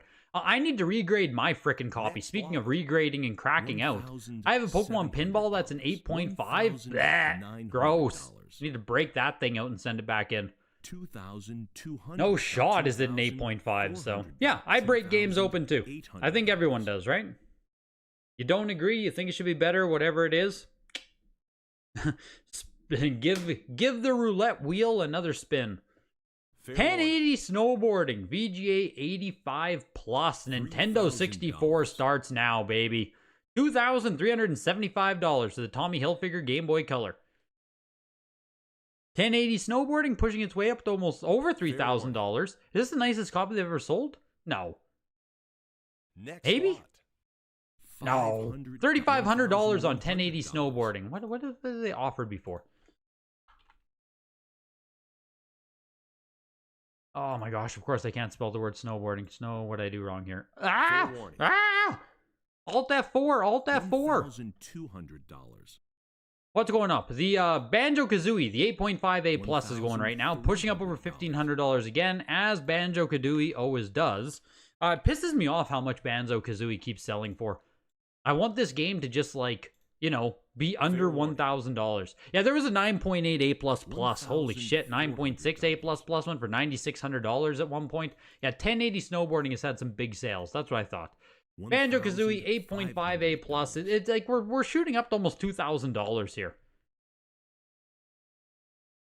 You're in the red. Sonic made everything okay. No doubt, dude. It's so true though, right, JQ? Like, you get a big sale here or there, and you're rolling, man. You're rolling. I feel like a lot of people got bailed out in 2021 by having like one or two really big sales. Helped out a lot of people. Helped out me, fuck. You know? I sold one or two big games and it's like, oh, thank God, man. Just erased all the awful purchases. Banjo-Kazooie 8.5A+, $1,750. Yeah, it's just like, man, I don't want to pay almost $2,000 to look at an 8.5 for the rest of my life. You know what I mean? $3,000. Don't want to pay almost $2,000 just to look at a frickin' 8.5. No, I mean, you don't see 1080 all that much, hence why it still goes for $3,500, right? But it only barely beat out a 9.4A plus from a year ago. So not a bad sale on the 85 plus, just nothing, you know what I mean? Nothing that's getting me all excited is all. VGA 90 Banjo-Tooie. Pushing its way up to $4,250. Wasn't there a Banjo-Tooie not long ago, VGA 90? Maybe it was the 90 plus? I feel like we had a 90 on this. Time Capsule, didn't you purchase this not long ago? Same grade, 90, 90 plus, something like that. Banjo-Kazooie, $1,750. Banjo-Tooie, $4,000. Batman, Return of the Joker, 9.8A++. Nicest copy that exists of this game. Looking for some bids on it. There we go. Looking for $2,250. It's kind of crazy because a lot of these exist, but every copy of Batman Beyond, Return of the Joker is like creased. You know what I mean? For whatever reason, they all have like stress creases on them. So 9.8A++, nicest copy, looking for $3,000. Next lot. Ending just shy. $2,750. That's pretty decent for Batman Return of the Joker, in my opinion. You bought the 9.8A++, right? How much did you pay for that time capsule again? We're looking at $4,000 here on the VGA 90, so Conker's Bad Fur Day, 95, nicest copy ever offered by Heritage, $6,562. I think that might also be a record price. I think. All we ever saw was 9.6A++, right? So I think that 6,500 there might be. Yeah, Return of the Joker is a case game. But, like I was saying there, JQ, they always have issues. They always have issues. Even the copy that I have, which came from a case, is fucking creased. They just always have issues. So 9.8 A++ for 2,750. The condition premium big time there on Batman. Big condition premium. Conker's Bad Fur Day, 9.4 A++.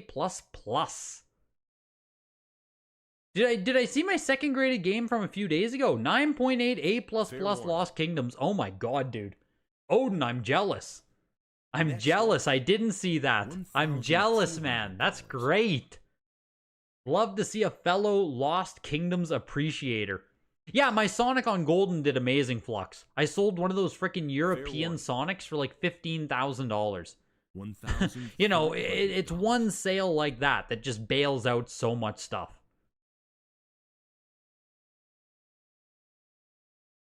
Wonder if the 1080 came with the Tommy Hilfiger Game Boy? Why? What do you mean? Is there something related, or is there a joke there I'm not getting? 9.8 A++ on Mario Party 2. Very much case fresh game here. Like cases and cases of Mario Party 2, which is why we don't see it sell for that much. $1,562 for a freaking 9.8 A++. Yeah, we both did good on those. No doubt on those, man. No doubt on those. Sonic helped save both of our lives. Oh, you got yours from the same guy. As if, JQ. Yeah, I freaking traded him for, yeah, that European guy. I traded him for a Splatterhouse? VGA 75 plus Splatterhouse 3, I think. And then I just immediately sent that Sonic to Golden. It's like, get it out of here. Courtside 2, 9.8 A++ Kobe Bryant hype. Man, 2,125, hey? Remember when Kobe died and, when Kobe died and, like, these games shot through the frickin' roof? Like, I think NBA Courtside #1 sold for $10,000 on Golden, right around Kobe's death. Just crazy, man. Crazy, crazy, crazy. You wonder what your Game Boy Color Ghosts and Goblins 9.8 A++ would go for in today's auction? Oof, that's a hot game, man. 90 plus big box Pokemon Stadium here. Pocket Monster Stadium, sorry. 90 plus big box, super nice big box edition of the game. We probably did at the time. We probably did. Your 9.6 A++ for 30,000. Oh my god, man. Oh my god. I think my exact same copy that I sold, Jeff, had sold again and again. I think it's like below $1,000 now. Like mine was like an 8.5 or something. Just kind of crap, you know? Insane. Next lot. 1,000. I don't know what that 9.8 A++ Ghosts and Goblins would go for. Game Boy Color is niche. Ghosts and Goblins is a great title. I just don't know what to go for though, AC. Pokemon Snap 9.4 A++. Beautiful copy of Snap here. No bids?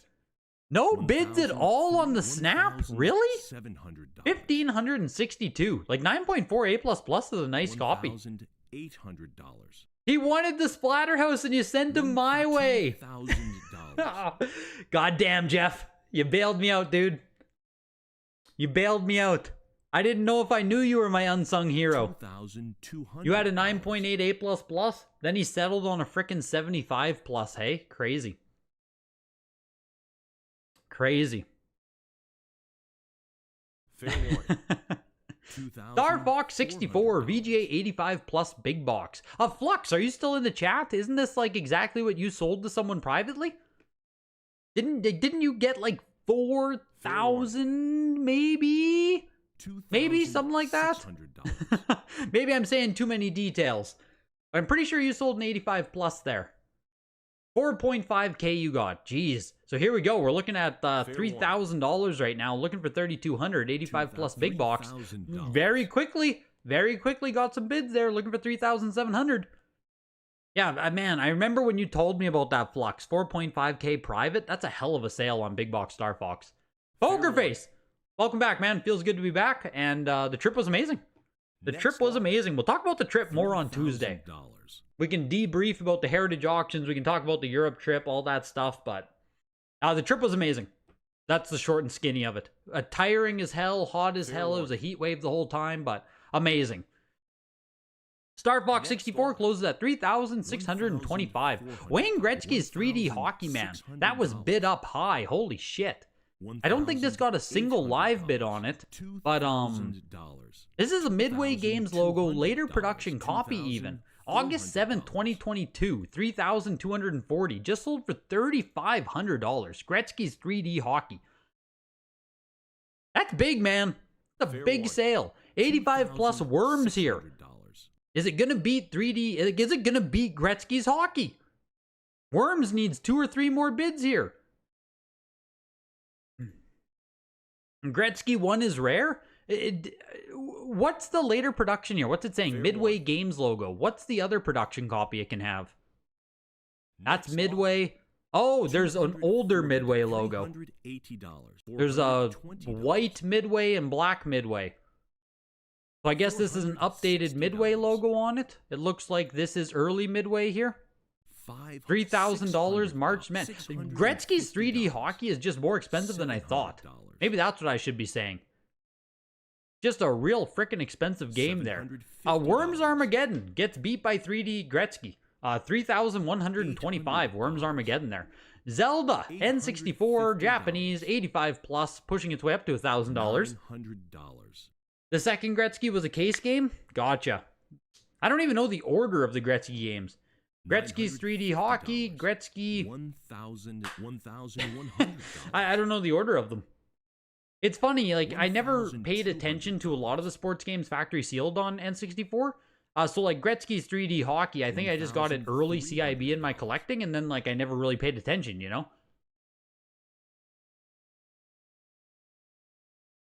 I don't know if this game was actually super expensive, though, before Wada Games and everything. I don't know if this was expensive in, like, 2017. Maybe it was, but...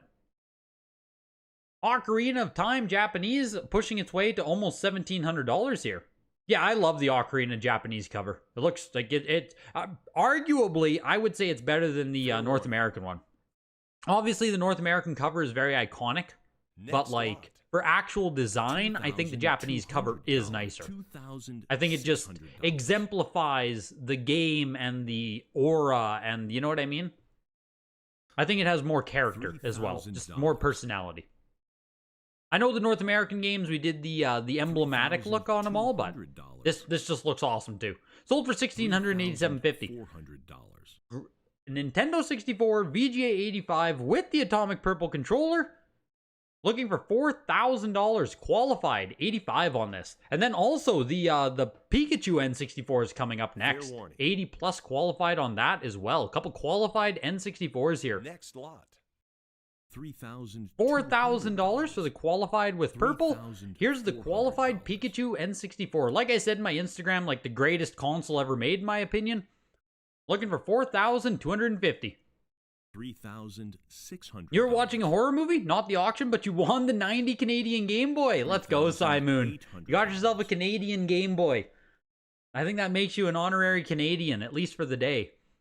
Looking for $4,750. Man, if there was a non-qualified of this to come up, I think it would crack over 10,000, hey? Like, it would have to. Closing at 4,500? Yeah. Like, I think a non-qualified of the Pikachu N64 has to be $10,000. Has to be, right? The freaking Metroid GameCube yesterday sold for like $8,000. $4,500 for the qualified N64 Pikachu edition. Pokemon Fire Red. We're entering into what? Game Boy now? Game Boy Advance? We're finishing up Nintendo. So if you're sick of Nintendo, we are actually almost done. We are almost done Nintendo for the day. Fair warning.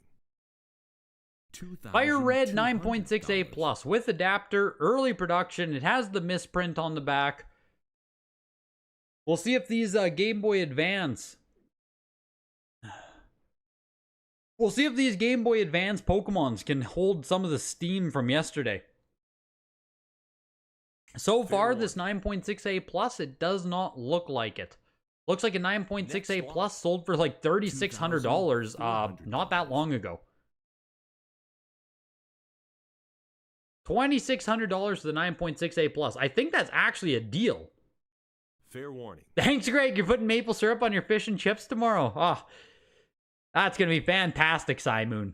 Fantastic. As someone who went to London recently, I can tell you fish and chips is a hell of a meal, isn't it?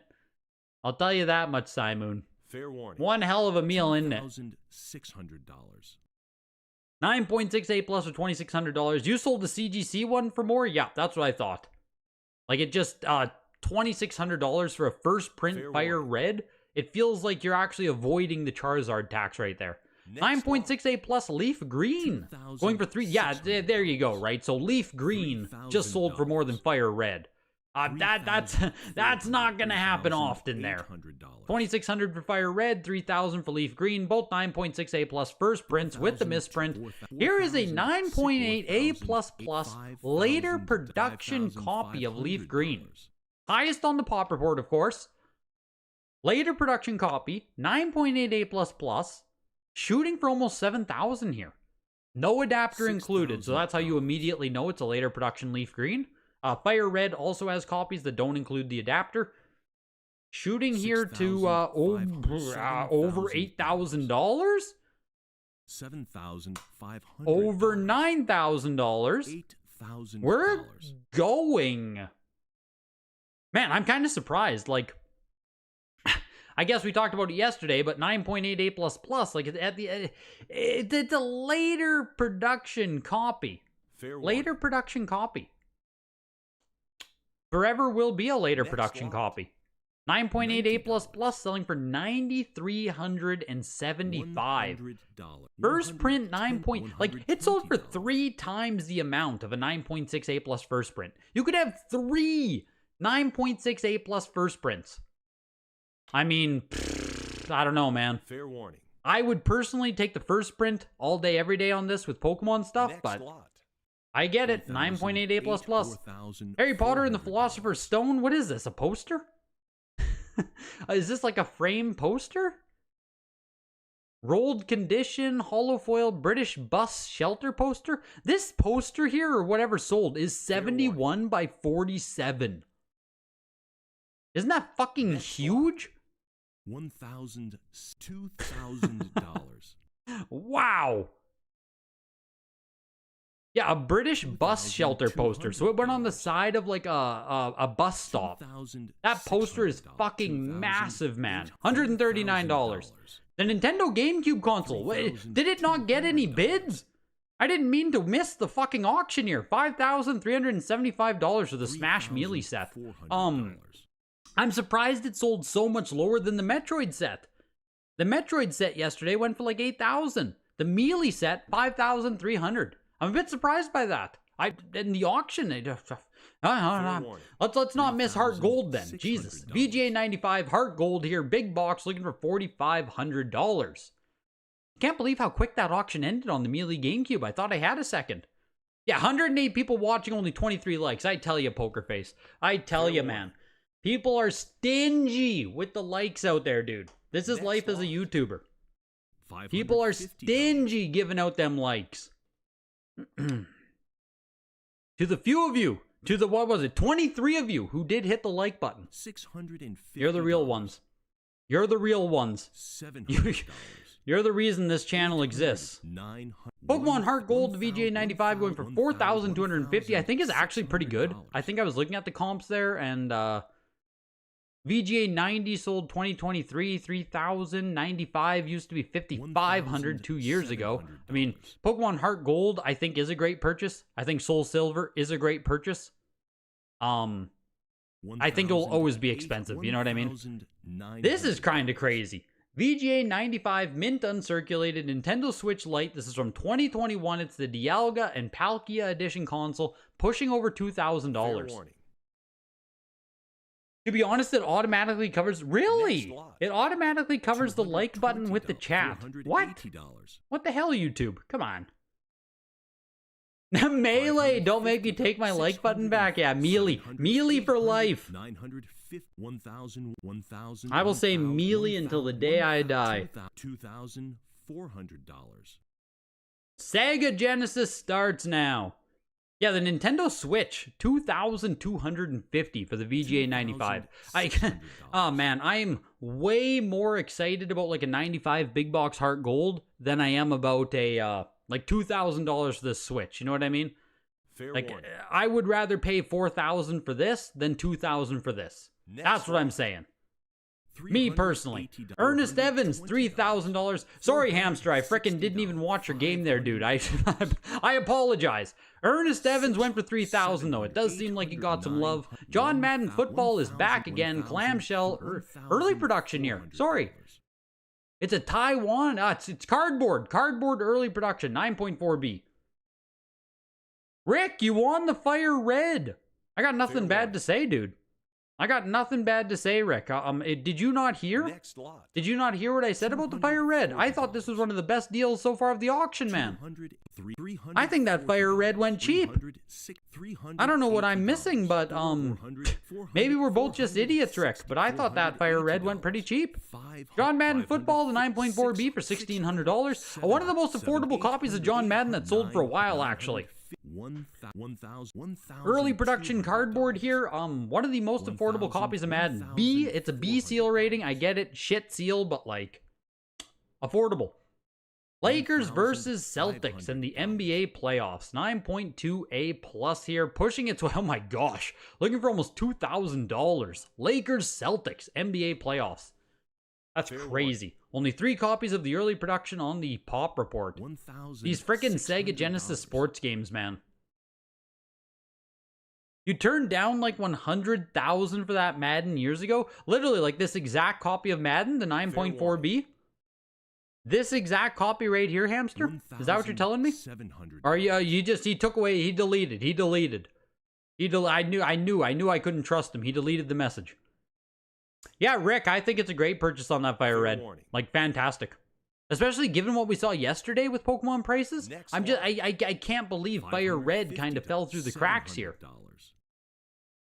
Surprising to me. Lakers versus Celtics in the playoffs there on Sega Genesis. Frickin' $2,000 for the 9.2A plus. NBA Jam 9.6A plus here. JQ, wasn't it you saying you had like a super nice copy of one of these sports games? The Dream Team, the US Dream Team on Genesis, maybe? If I remember correctly. I genuinely think it would do quite well at auction. It seems like these Sega sports games are pretty solidified at this point as like upper echelon tier games, you know what I mean? Be it gold and heritage, wherever you ultimately decide to send it to. These sports games are... You have Team USA VGA 90. Yeah, these sports games, man. $950. They're good ones. They are good ones. NBA Jam 9.6A plus here, climbing its way over $1,000. Like, I'm surprised how well these continue to sell. Fair warning. Is what I would say. The highest VGA copy by far. It's probably the nicest copy that exists, I would assume. You'd have to have a 9.8A++ to compete. It was a different copy, Hamster. Gotcha. NBA Jam going for $1,100 there. Remember when NBA Jam sold for $60,000 at the fractionals? Oh my gosh. That's wild. NBA Jam Tournament Edition with a game tip poster included. Only at Target. Target exclusive. Only 2 copies of the Target exclusive exist on the Pop Report. 9.6A plus climbing up to $1,000. This Lion King, the guy was asking like 20 to 25K in all of the groups. The Game Gear, let's see what happens. Oh, the Game Gear coming up. Yeah, the blue Game Gear VGA 85, very, very, very cool. Like, I will agree, I will say that. I think this is the only colored variant of Game Gear we actually got in North America. Fair warning. So it is very cool. Now, I don't know if it's $25,000 cool, but it is very cool. I'm also very curious what it's going to go for. Sitting right now at $1,100. NBA Jam Tournament Edition Target going for over $1,000 now. Truxton, let's fucking go. Yeah, the Truxton 9.8 is crazy, man. That's a crazy cool game. I'm also actually super curious about this Sonic. I don't know the last time we saw a 9.8A++ tube seam. This could do something. Sonic and Knuckles. Speaking of, right? Okay, here we go. Sonic and Knuckles, 9.8A+, pushing its way up over $4,000 immediately there. Fair warning. Tied with just 2 others on the highest on the Pop Report. Sonic and Knuckles, 9.8A+, goes for $4,000. Sonic 2, 9.8A++ tube seam early production copy. What is the last time we saw a tuber sell on this? Looking for $3,000 right now. I'm going to find the quick comps here on Sonic, if I can. Sonic 2 Tube, 9.8 A++.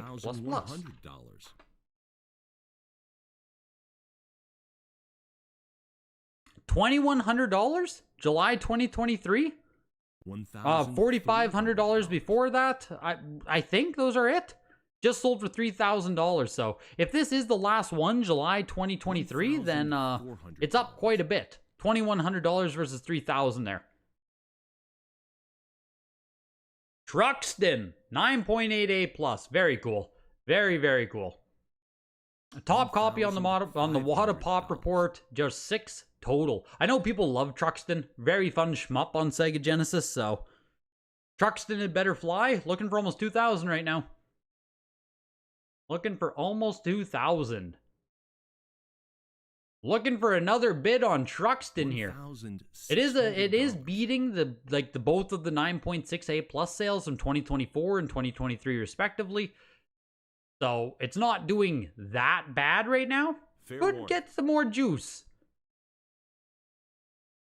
Not coming today though. Not coming today on Truxton. 1,875.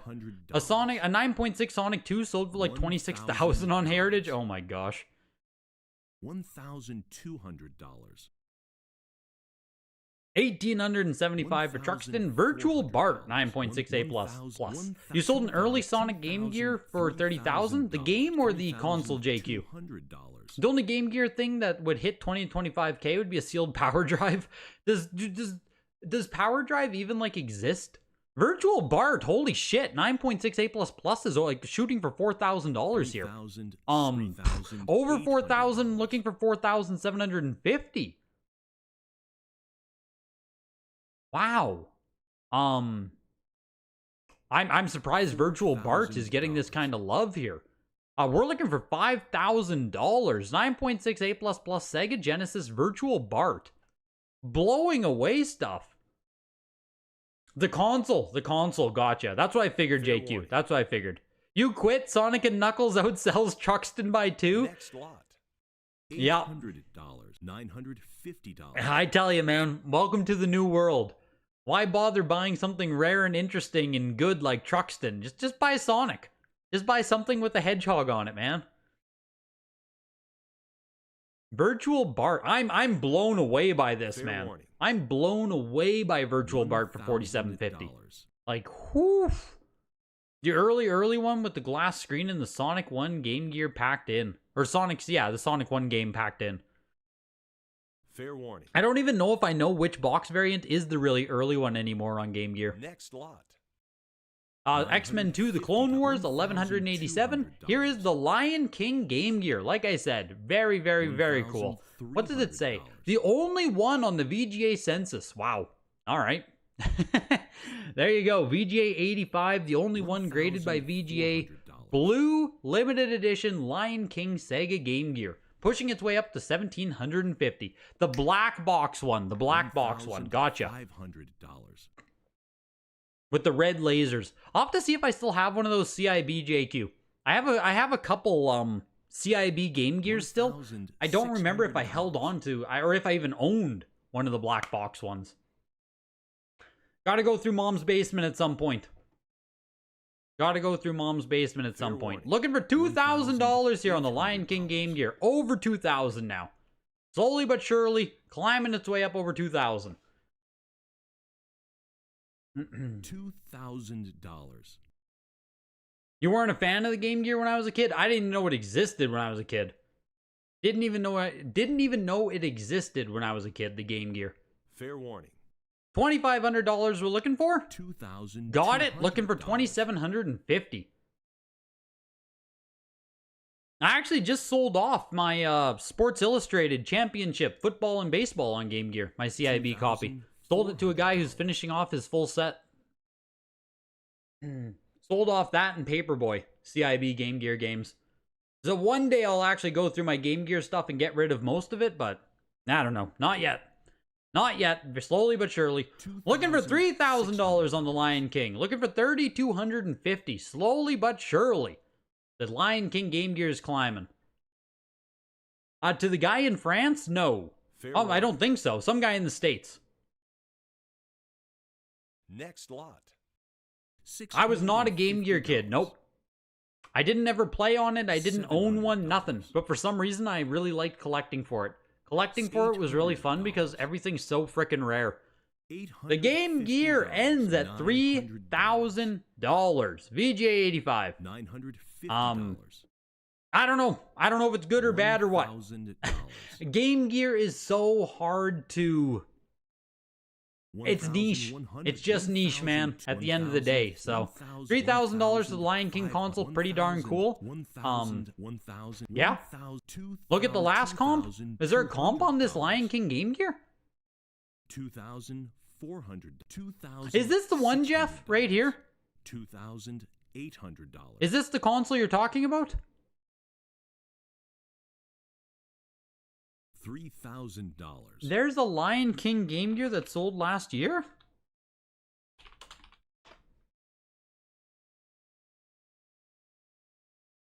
Fair warning. $3,200. Which one, Silas? Do you just mean that black one? Because that black one has the... That black one has the, like, you know, early production first print. Oh, the Sonic is the closest comp, yeah. Fair warning. Yeah, that black one has the added bonus relevance, whatever, of being the earliest production one. I'll show that again. 1 second here. This is Shining Force CD, sorry. I know we're fucking chasing after this Game Gear console right now. Shining Force CD was a 9.88 plus going for $4,000. Jesus Christ, man. And Sonic CD, 9.88 plus. $700. It was this one. Right here. VJ85.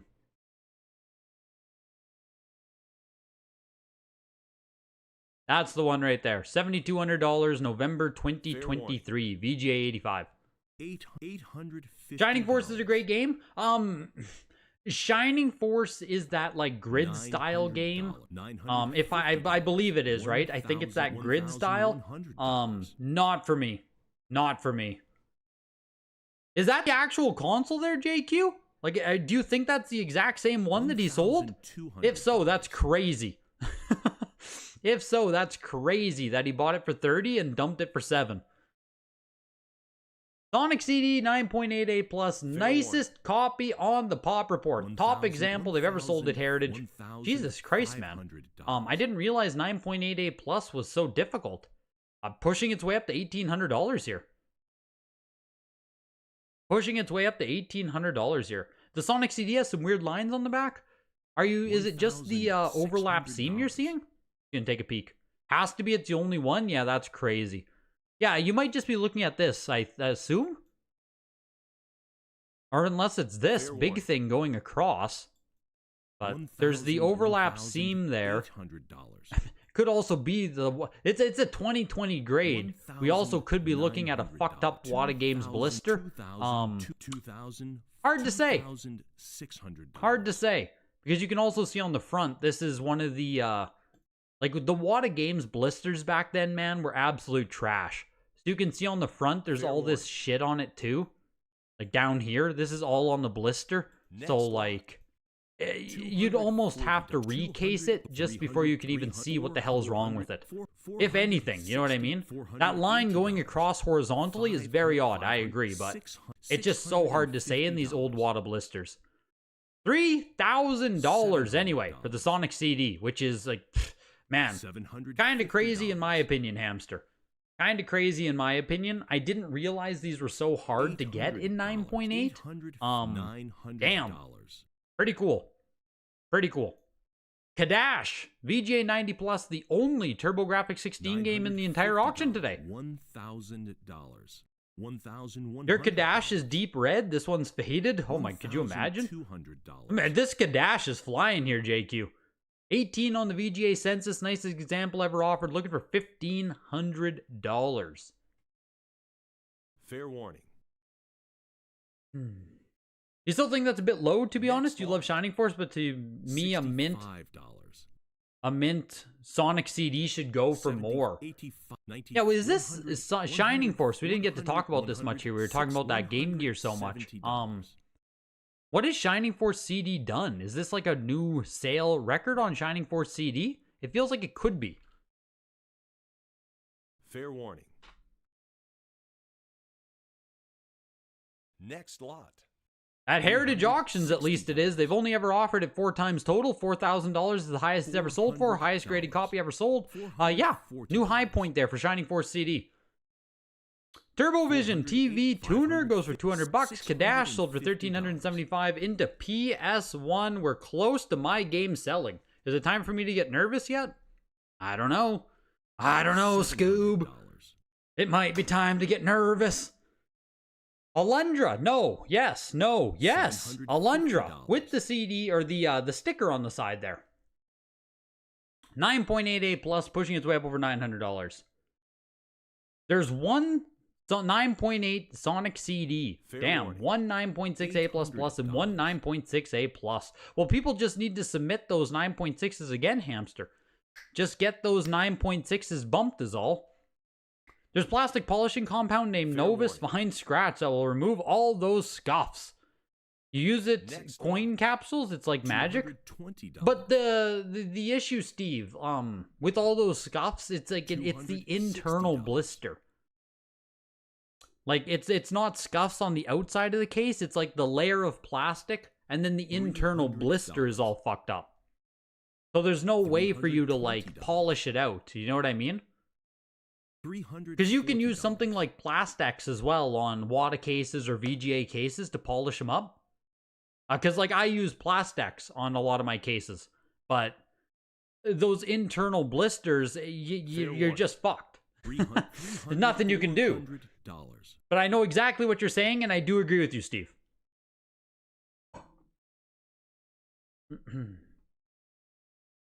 The Alundra went for $937. There was a copy here.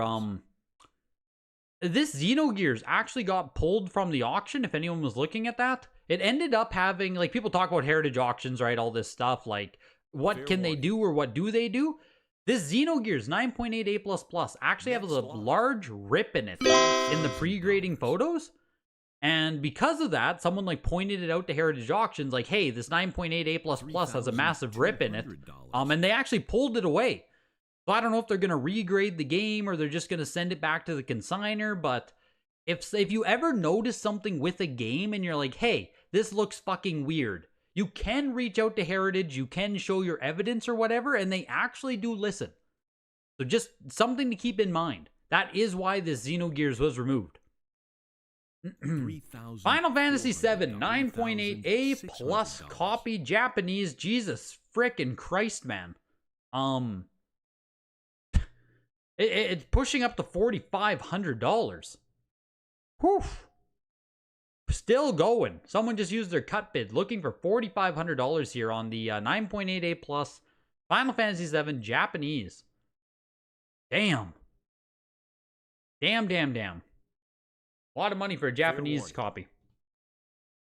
9.6s are often 9.8 worthy with PS1. The Medal of Honor coming up should be a 9.8. Just send her back. Gotta send it back, JQ. Just gotta send her back. From the Dreamer collection as well on this. $4,000. Because HA is pretty harsh if you ask to pull a game. Yeah, like getting your own stuff out of there isn't necessarily easy, I wouldn't say, Odin. But like, if you know, talk about someone else's. Fair warning. Yeah, you pointed out a comic as well that was part of the CGC reholdering issue, and they pulled it from the auction. You just bought a 9.8 early print FF7 North America for $4,500. Yeah, this is a lot of money for a Japanese FF7.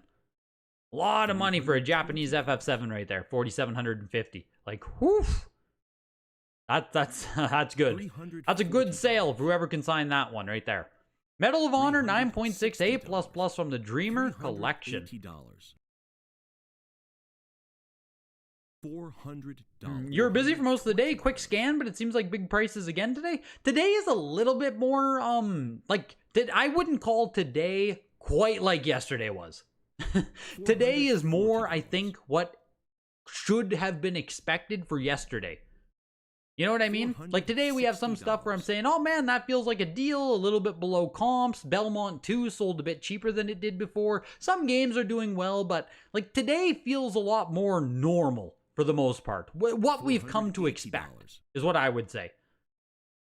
And for the largest part, right, for a long time already, the 1 to 5,000 range has been pretty stable. And I would say today is more of the same.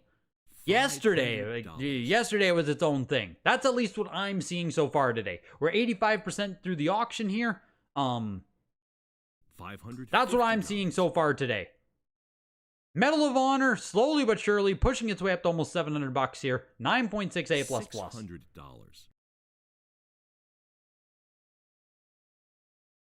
You just bought, yeah, that, like, I would, all day Game Room Granny, I would take a North American early print versus that Japanese one. You will win the Medal of Honor and resub it for a 10, yes. Yes. The good shit is good, day 2 is day 2 shit. This guy. Is it nap time yet? Almost. 24 games to go here. Next lot. Medal of Honor closes at $812. Resident Evil 3 Nemesis, 9.8 A++ copy. This might make some noise. Tied with just other for the highest graded copy. This might do something. We'll see. 9.8 A++ here. Resident Evil 3 Nemesis. $1,600. Wasn't sure. You know, there were some real high grades. Nothing like that Pokemon, of course. That was inexplicable. Yes, the Pokemon sales from yesterday really didn't make sense. Yeah, like, I'm not saying today isn't going well, HW. It's just more in line with expectation is all.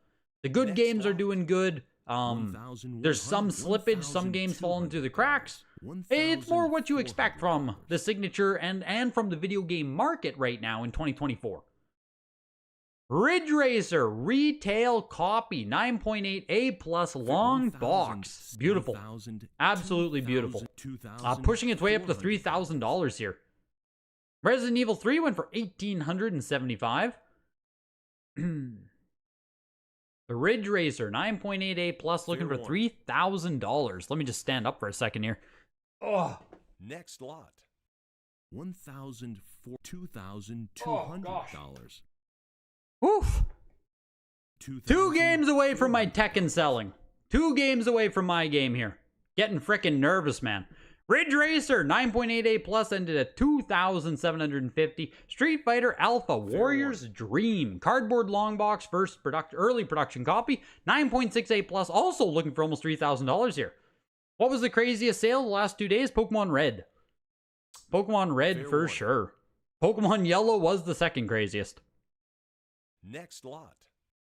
$550. Street Fighter Alpha Warrior's Dreams, $2,875 on the 9.6 A+ into Suikoden, 9.8 A+ copy. There we go. Nice copy of Suikoden as well. Do we have comps on Ridge Racer? We probably do, hey? 9.8 A+ sold for, geez, April 2022, hey? $9,600. Whew. 9.8 A+ last sold for $2,640. Sold for $2,750. Basically the same exact price from February this year. Ridge Racer is just kind of sitting in that $2,500 to $3,000 range right now. 9.8 A+ retail. Not too shabby. I didn't know if Ridge Racer did good or bad. It just kind of did nothing, you know? Just kind of did what you'd expect. Suikoden went for $1,625. Here's Tekken. Japanese version of Tekken, 9.8 A++. First time this has ever been sold. Looking for $2,000 right now. $2,000 was my hopeful minimum. So with BP right now, we're looking for $2,125. Let's get some more bids. Let's get another bid in there. Next lot. It's still alive. Oh my god, that was tight. Whoo, that was tight. Okay. Someone used their cut bid. Someone used the cut bid there. Let's get a couple more bids. Just a few more. Just get a few more bids in there. That's it. That's all I'm looking for. Just a few more. Fuckers. 1,100. 2,000. Sold for 2,000. 62 after BP, 1,650 on the hammer. I have nothing to really complain about. Nothing to complain about. I'm into it for like 450, so It's all positive. It's all net positive.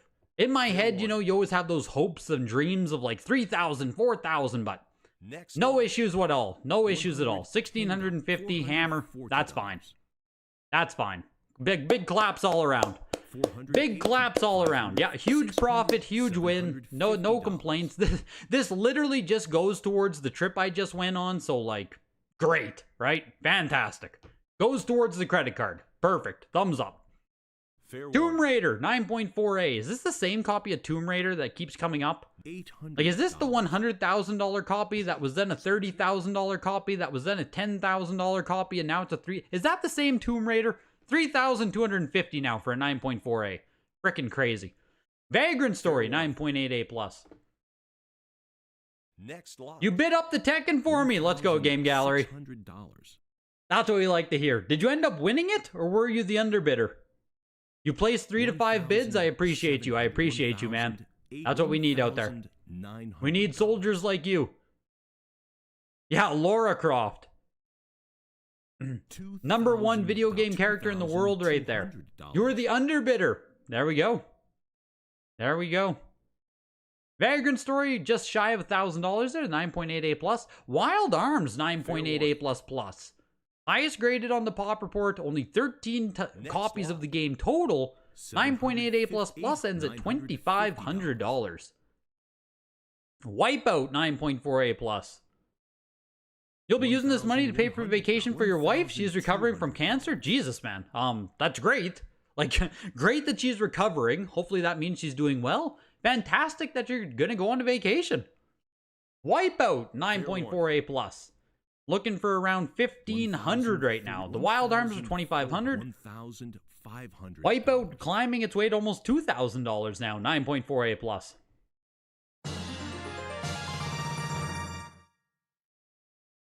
Congrats, Greg. Hiko! Thank you. Much appreciated. For the $9.99, man. Congrats, Greg. I appreciate it. It's like, it's already setting in, right? Like, post-auction here. There's only... Like, Tekken sold for $2,000 after VP. If you look around the other games, like, it's kind of impossible for Tekken to go for more.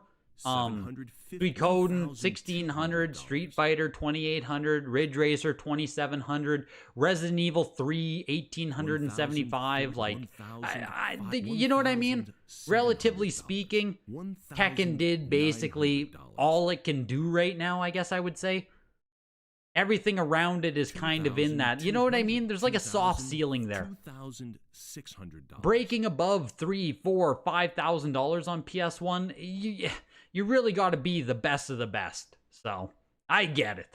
I'm trying to cope already. Fuck, look at me, hey? Straight to copium and hopium, I tell you. Dead Space Ultra Limited VGA 90 there ends for $3,000. Awesome item. I want to own one of these someday, but I don't really want to pay $3,000 for it. And that's it for games. We now have 12 pieces of video game art here to close out the auction, so let me know your guys' thoughts, feelings. How are you? Day 2. Day 2 is basically in the books here. We got Sonic Blast Man, original Super Nintendo video game original preliminary box art. Oh, I need to stretch for a second here. Oh, $850. Can't believe a Tomb Raider sold for $144,000 in 2021. This is Cornflakes. Nintendo Game Boy Watch offer original advertisement art. Very cool.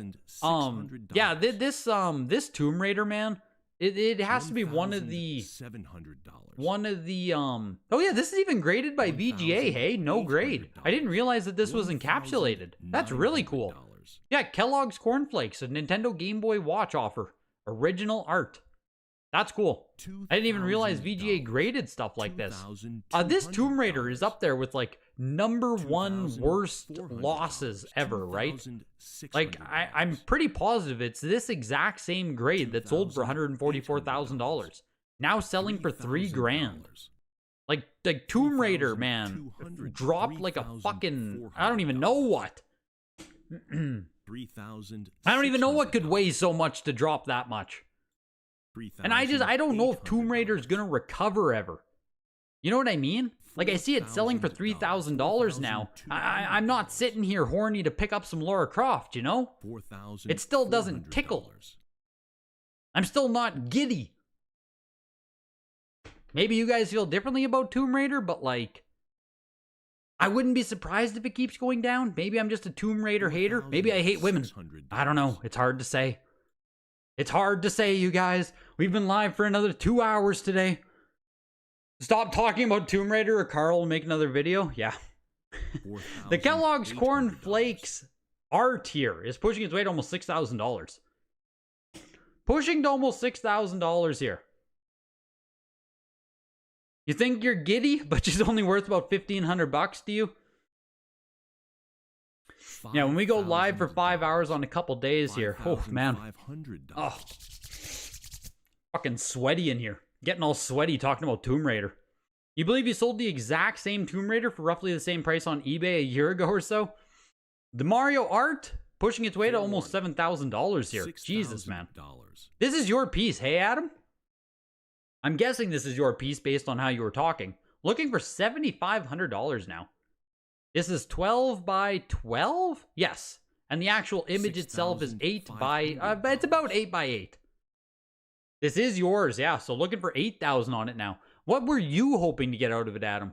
I'm always curious, you know, to hear how other people are hoping. Like that Tekken, you know, I told you guys I was hoping for 2,000 minimum. We just scratched it with the BP there. Next lot.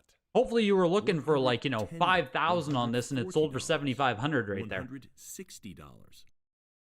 Closed at 7,500 with BP. Legacy of the Ancients PC game painted box art recreation. The Smash Bros disappointed, but this one's doing better than you'd previously asked in private sales. There we go. Oh, was that your Smash Bros console as well, Adam? I am baffled, man, that the Smash Bros console didn't get more bids. Like, I can't believe the Metroid one went for 8,000. And you know what I mean? I would have thought the opposite. I definitely would have thought the opposite if you asked me pre-auction. I would have said Melee will outsell Metroid Prime, for sure. Very surprised by that myself. $90. Legacy of the Ancients recreation there for $687.50. Bart meets Radioactive Man and 4 other. There's Krusty's Funhouse in there. Original preliminary video game box art sketches. So Simpsons fans, that virtual art frickin'. The Tomb Raiders were different copies. Okay, there we go. Exact same grade though. Hey Seahawks, I think it was 9.4A. I think.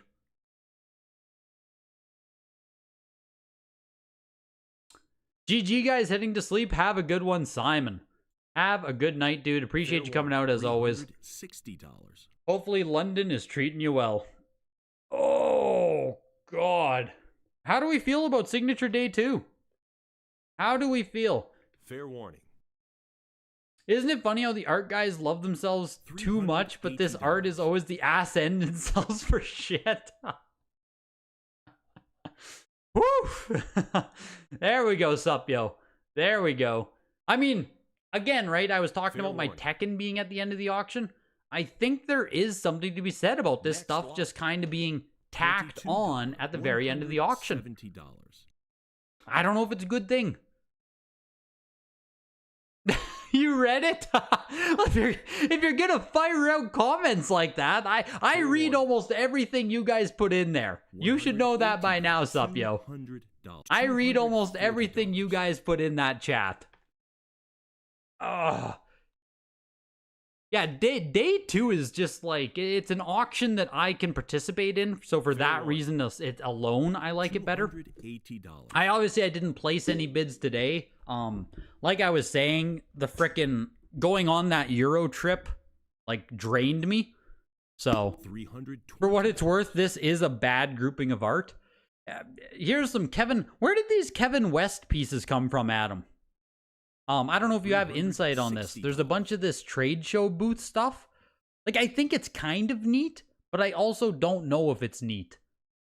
Do you know what I mean? Like, It's like behind the scenes concept sketches for the Nintendo Trade Show, 1984. Just went for like $400, $425. The other one went for, those Bartmans went for $462. Here's more Kevin West Nintendo Trade Show stuff. This one being circa 1990s. Kevin West's kids. You're not a fan of the trade show art? Yeah, like, I don't know if I'm supposed to... you throw around the words like niche, esoteric, all the stuff like that. Getting concept art of a Nintendo trade show just feels like it's really diving deep into that that world of are people supposed to care? $60. Like, you know what I mean? I get that it's original Nintendo stuff, but like, who's the audience? They're still selling for $275, so don't get me wrong, right? Clearly there is an audience for it. Clearly they have value. I don't know. It doesn't do anything for me. Lara Croft and Tomb Raider's doing more for me than these, you know? And she's not doing much for me. Here's another Kevin West piece. You get 2 trade show booth licensees. Then yeah, like maybe Nintendo Museum type stuff, but even then, right? You throw them in the Nintendo Museum, Odin. I still think it comes down to who cares. Like, do you really want to go to a Nintendo Museum and see a concept sketch from like a 1990s trade show? Fair warning. $150. Yeah, the Akira Toriyama art is really, really cool. $170. Monty, like, this is really cool. But I did read it myself here. So what it is, it's an exhibition limited edition lithograph. I think it's one of $220. $240. Only offered at exhibitions of Toriyama's art in Japanese museums. Second time they've sold one. I thought it said how many there were here. Fair warning. But I don't know how Next lot. like it's a lithograph print. $200. Like, it's a print. I just don't know how valuable this is going to be. One of the weaker of the lithos, but still rad. Yeah, like, it's super cool. It's sitting at $1,000. I just don't know if here's another trade show booth thing. This one features kind of a piranha plant design. That one having like iconic imagery just went for a lot of money, $2,625. Like, that's a lot of money in my opinion. But fair warning. Here's another one. This shows Donkey Kong 64, a stage concept art for it. Again, kind of neat. Selling for $1,000, almost $1,100. Those ones are cooler because they do at least feature like iconic imagery. This one here as well, GameCube Wavebird stage floor plan. Original concept art again. Has a piranha plant in the image. So again, you know, featuring some iconic Nintendo imagery, but you would think signature quality art would be original box art, etc. I think the issue, Craig, is like a lot of this stuff just gets lost in the weeds then. Like, if you throw some of this, but like, yeah, so you're saying, Adam, it's weekly material, not signature. You throw some of this stuff in the weekly, and I think it just bombs. Like, I think this stuff would get absolutely lost in the weeds in a weekly auction. $180. Personally. Like, I don't know if it belongs in a signature, but I don't know where it belongs, is my issue, personally. $40. What, you know? Like, I don't know. That 2020 Toriyama was yours. It sold for $960 back in 2020. Okay, there we go. So, it's already sitting at $906 with BP right now. Fair warning. This is Bud Thorn Turbo Touch 360 controller for NES SNES Genesis original video game advertisement art.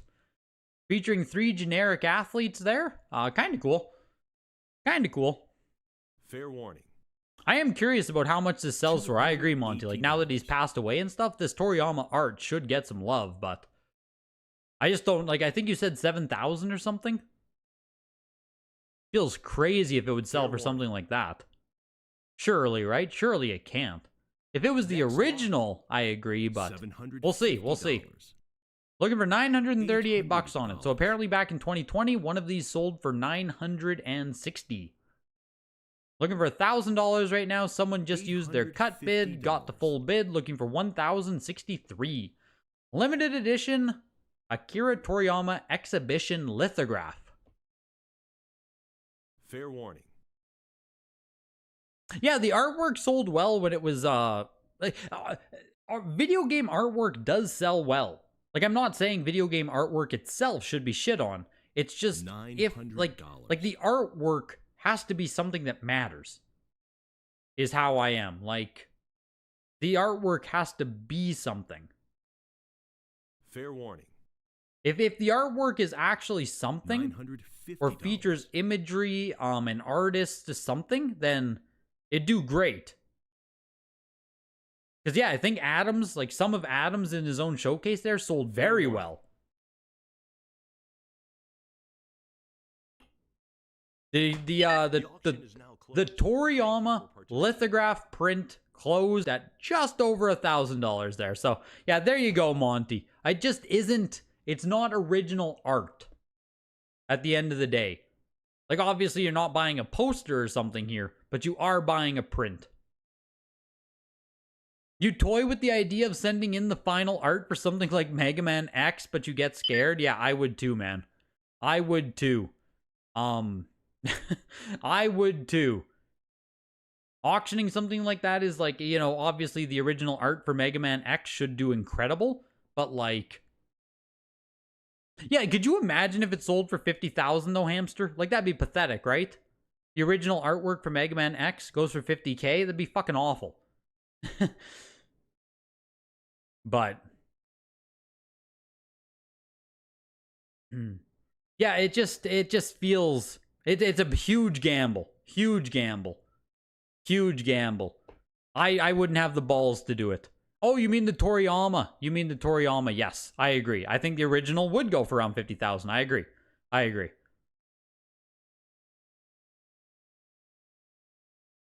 Yeah, the Mega Man X original art, yes, should easily exceed $50K.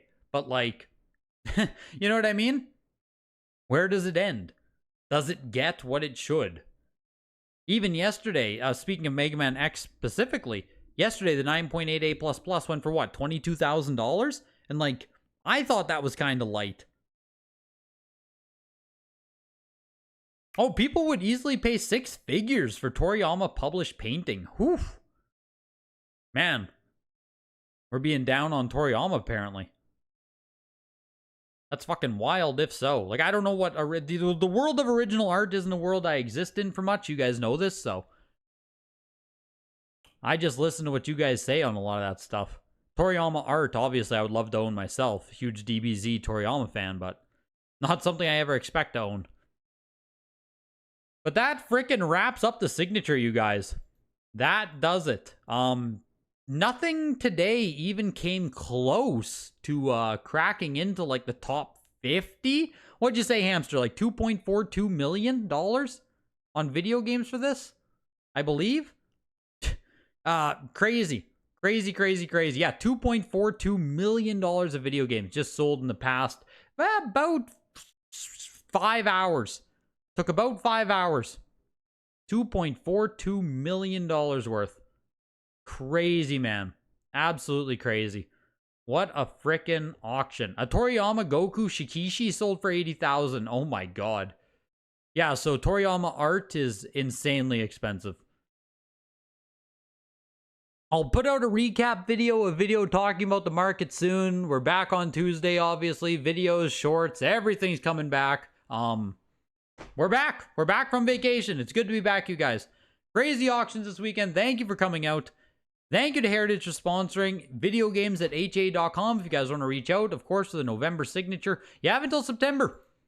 You have until September to reach out. Interest rates were just officially cut yesterday. Entering into 2025, we could be looking at, could be clear skies ahead as we head into 2025. Clear sailing, clear skies ahead. Reach out for that November signature. Appreciate you guys. Have a great night. Take care, guys. See you again live on Tuesday. Join the Discord. Take care, guys.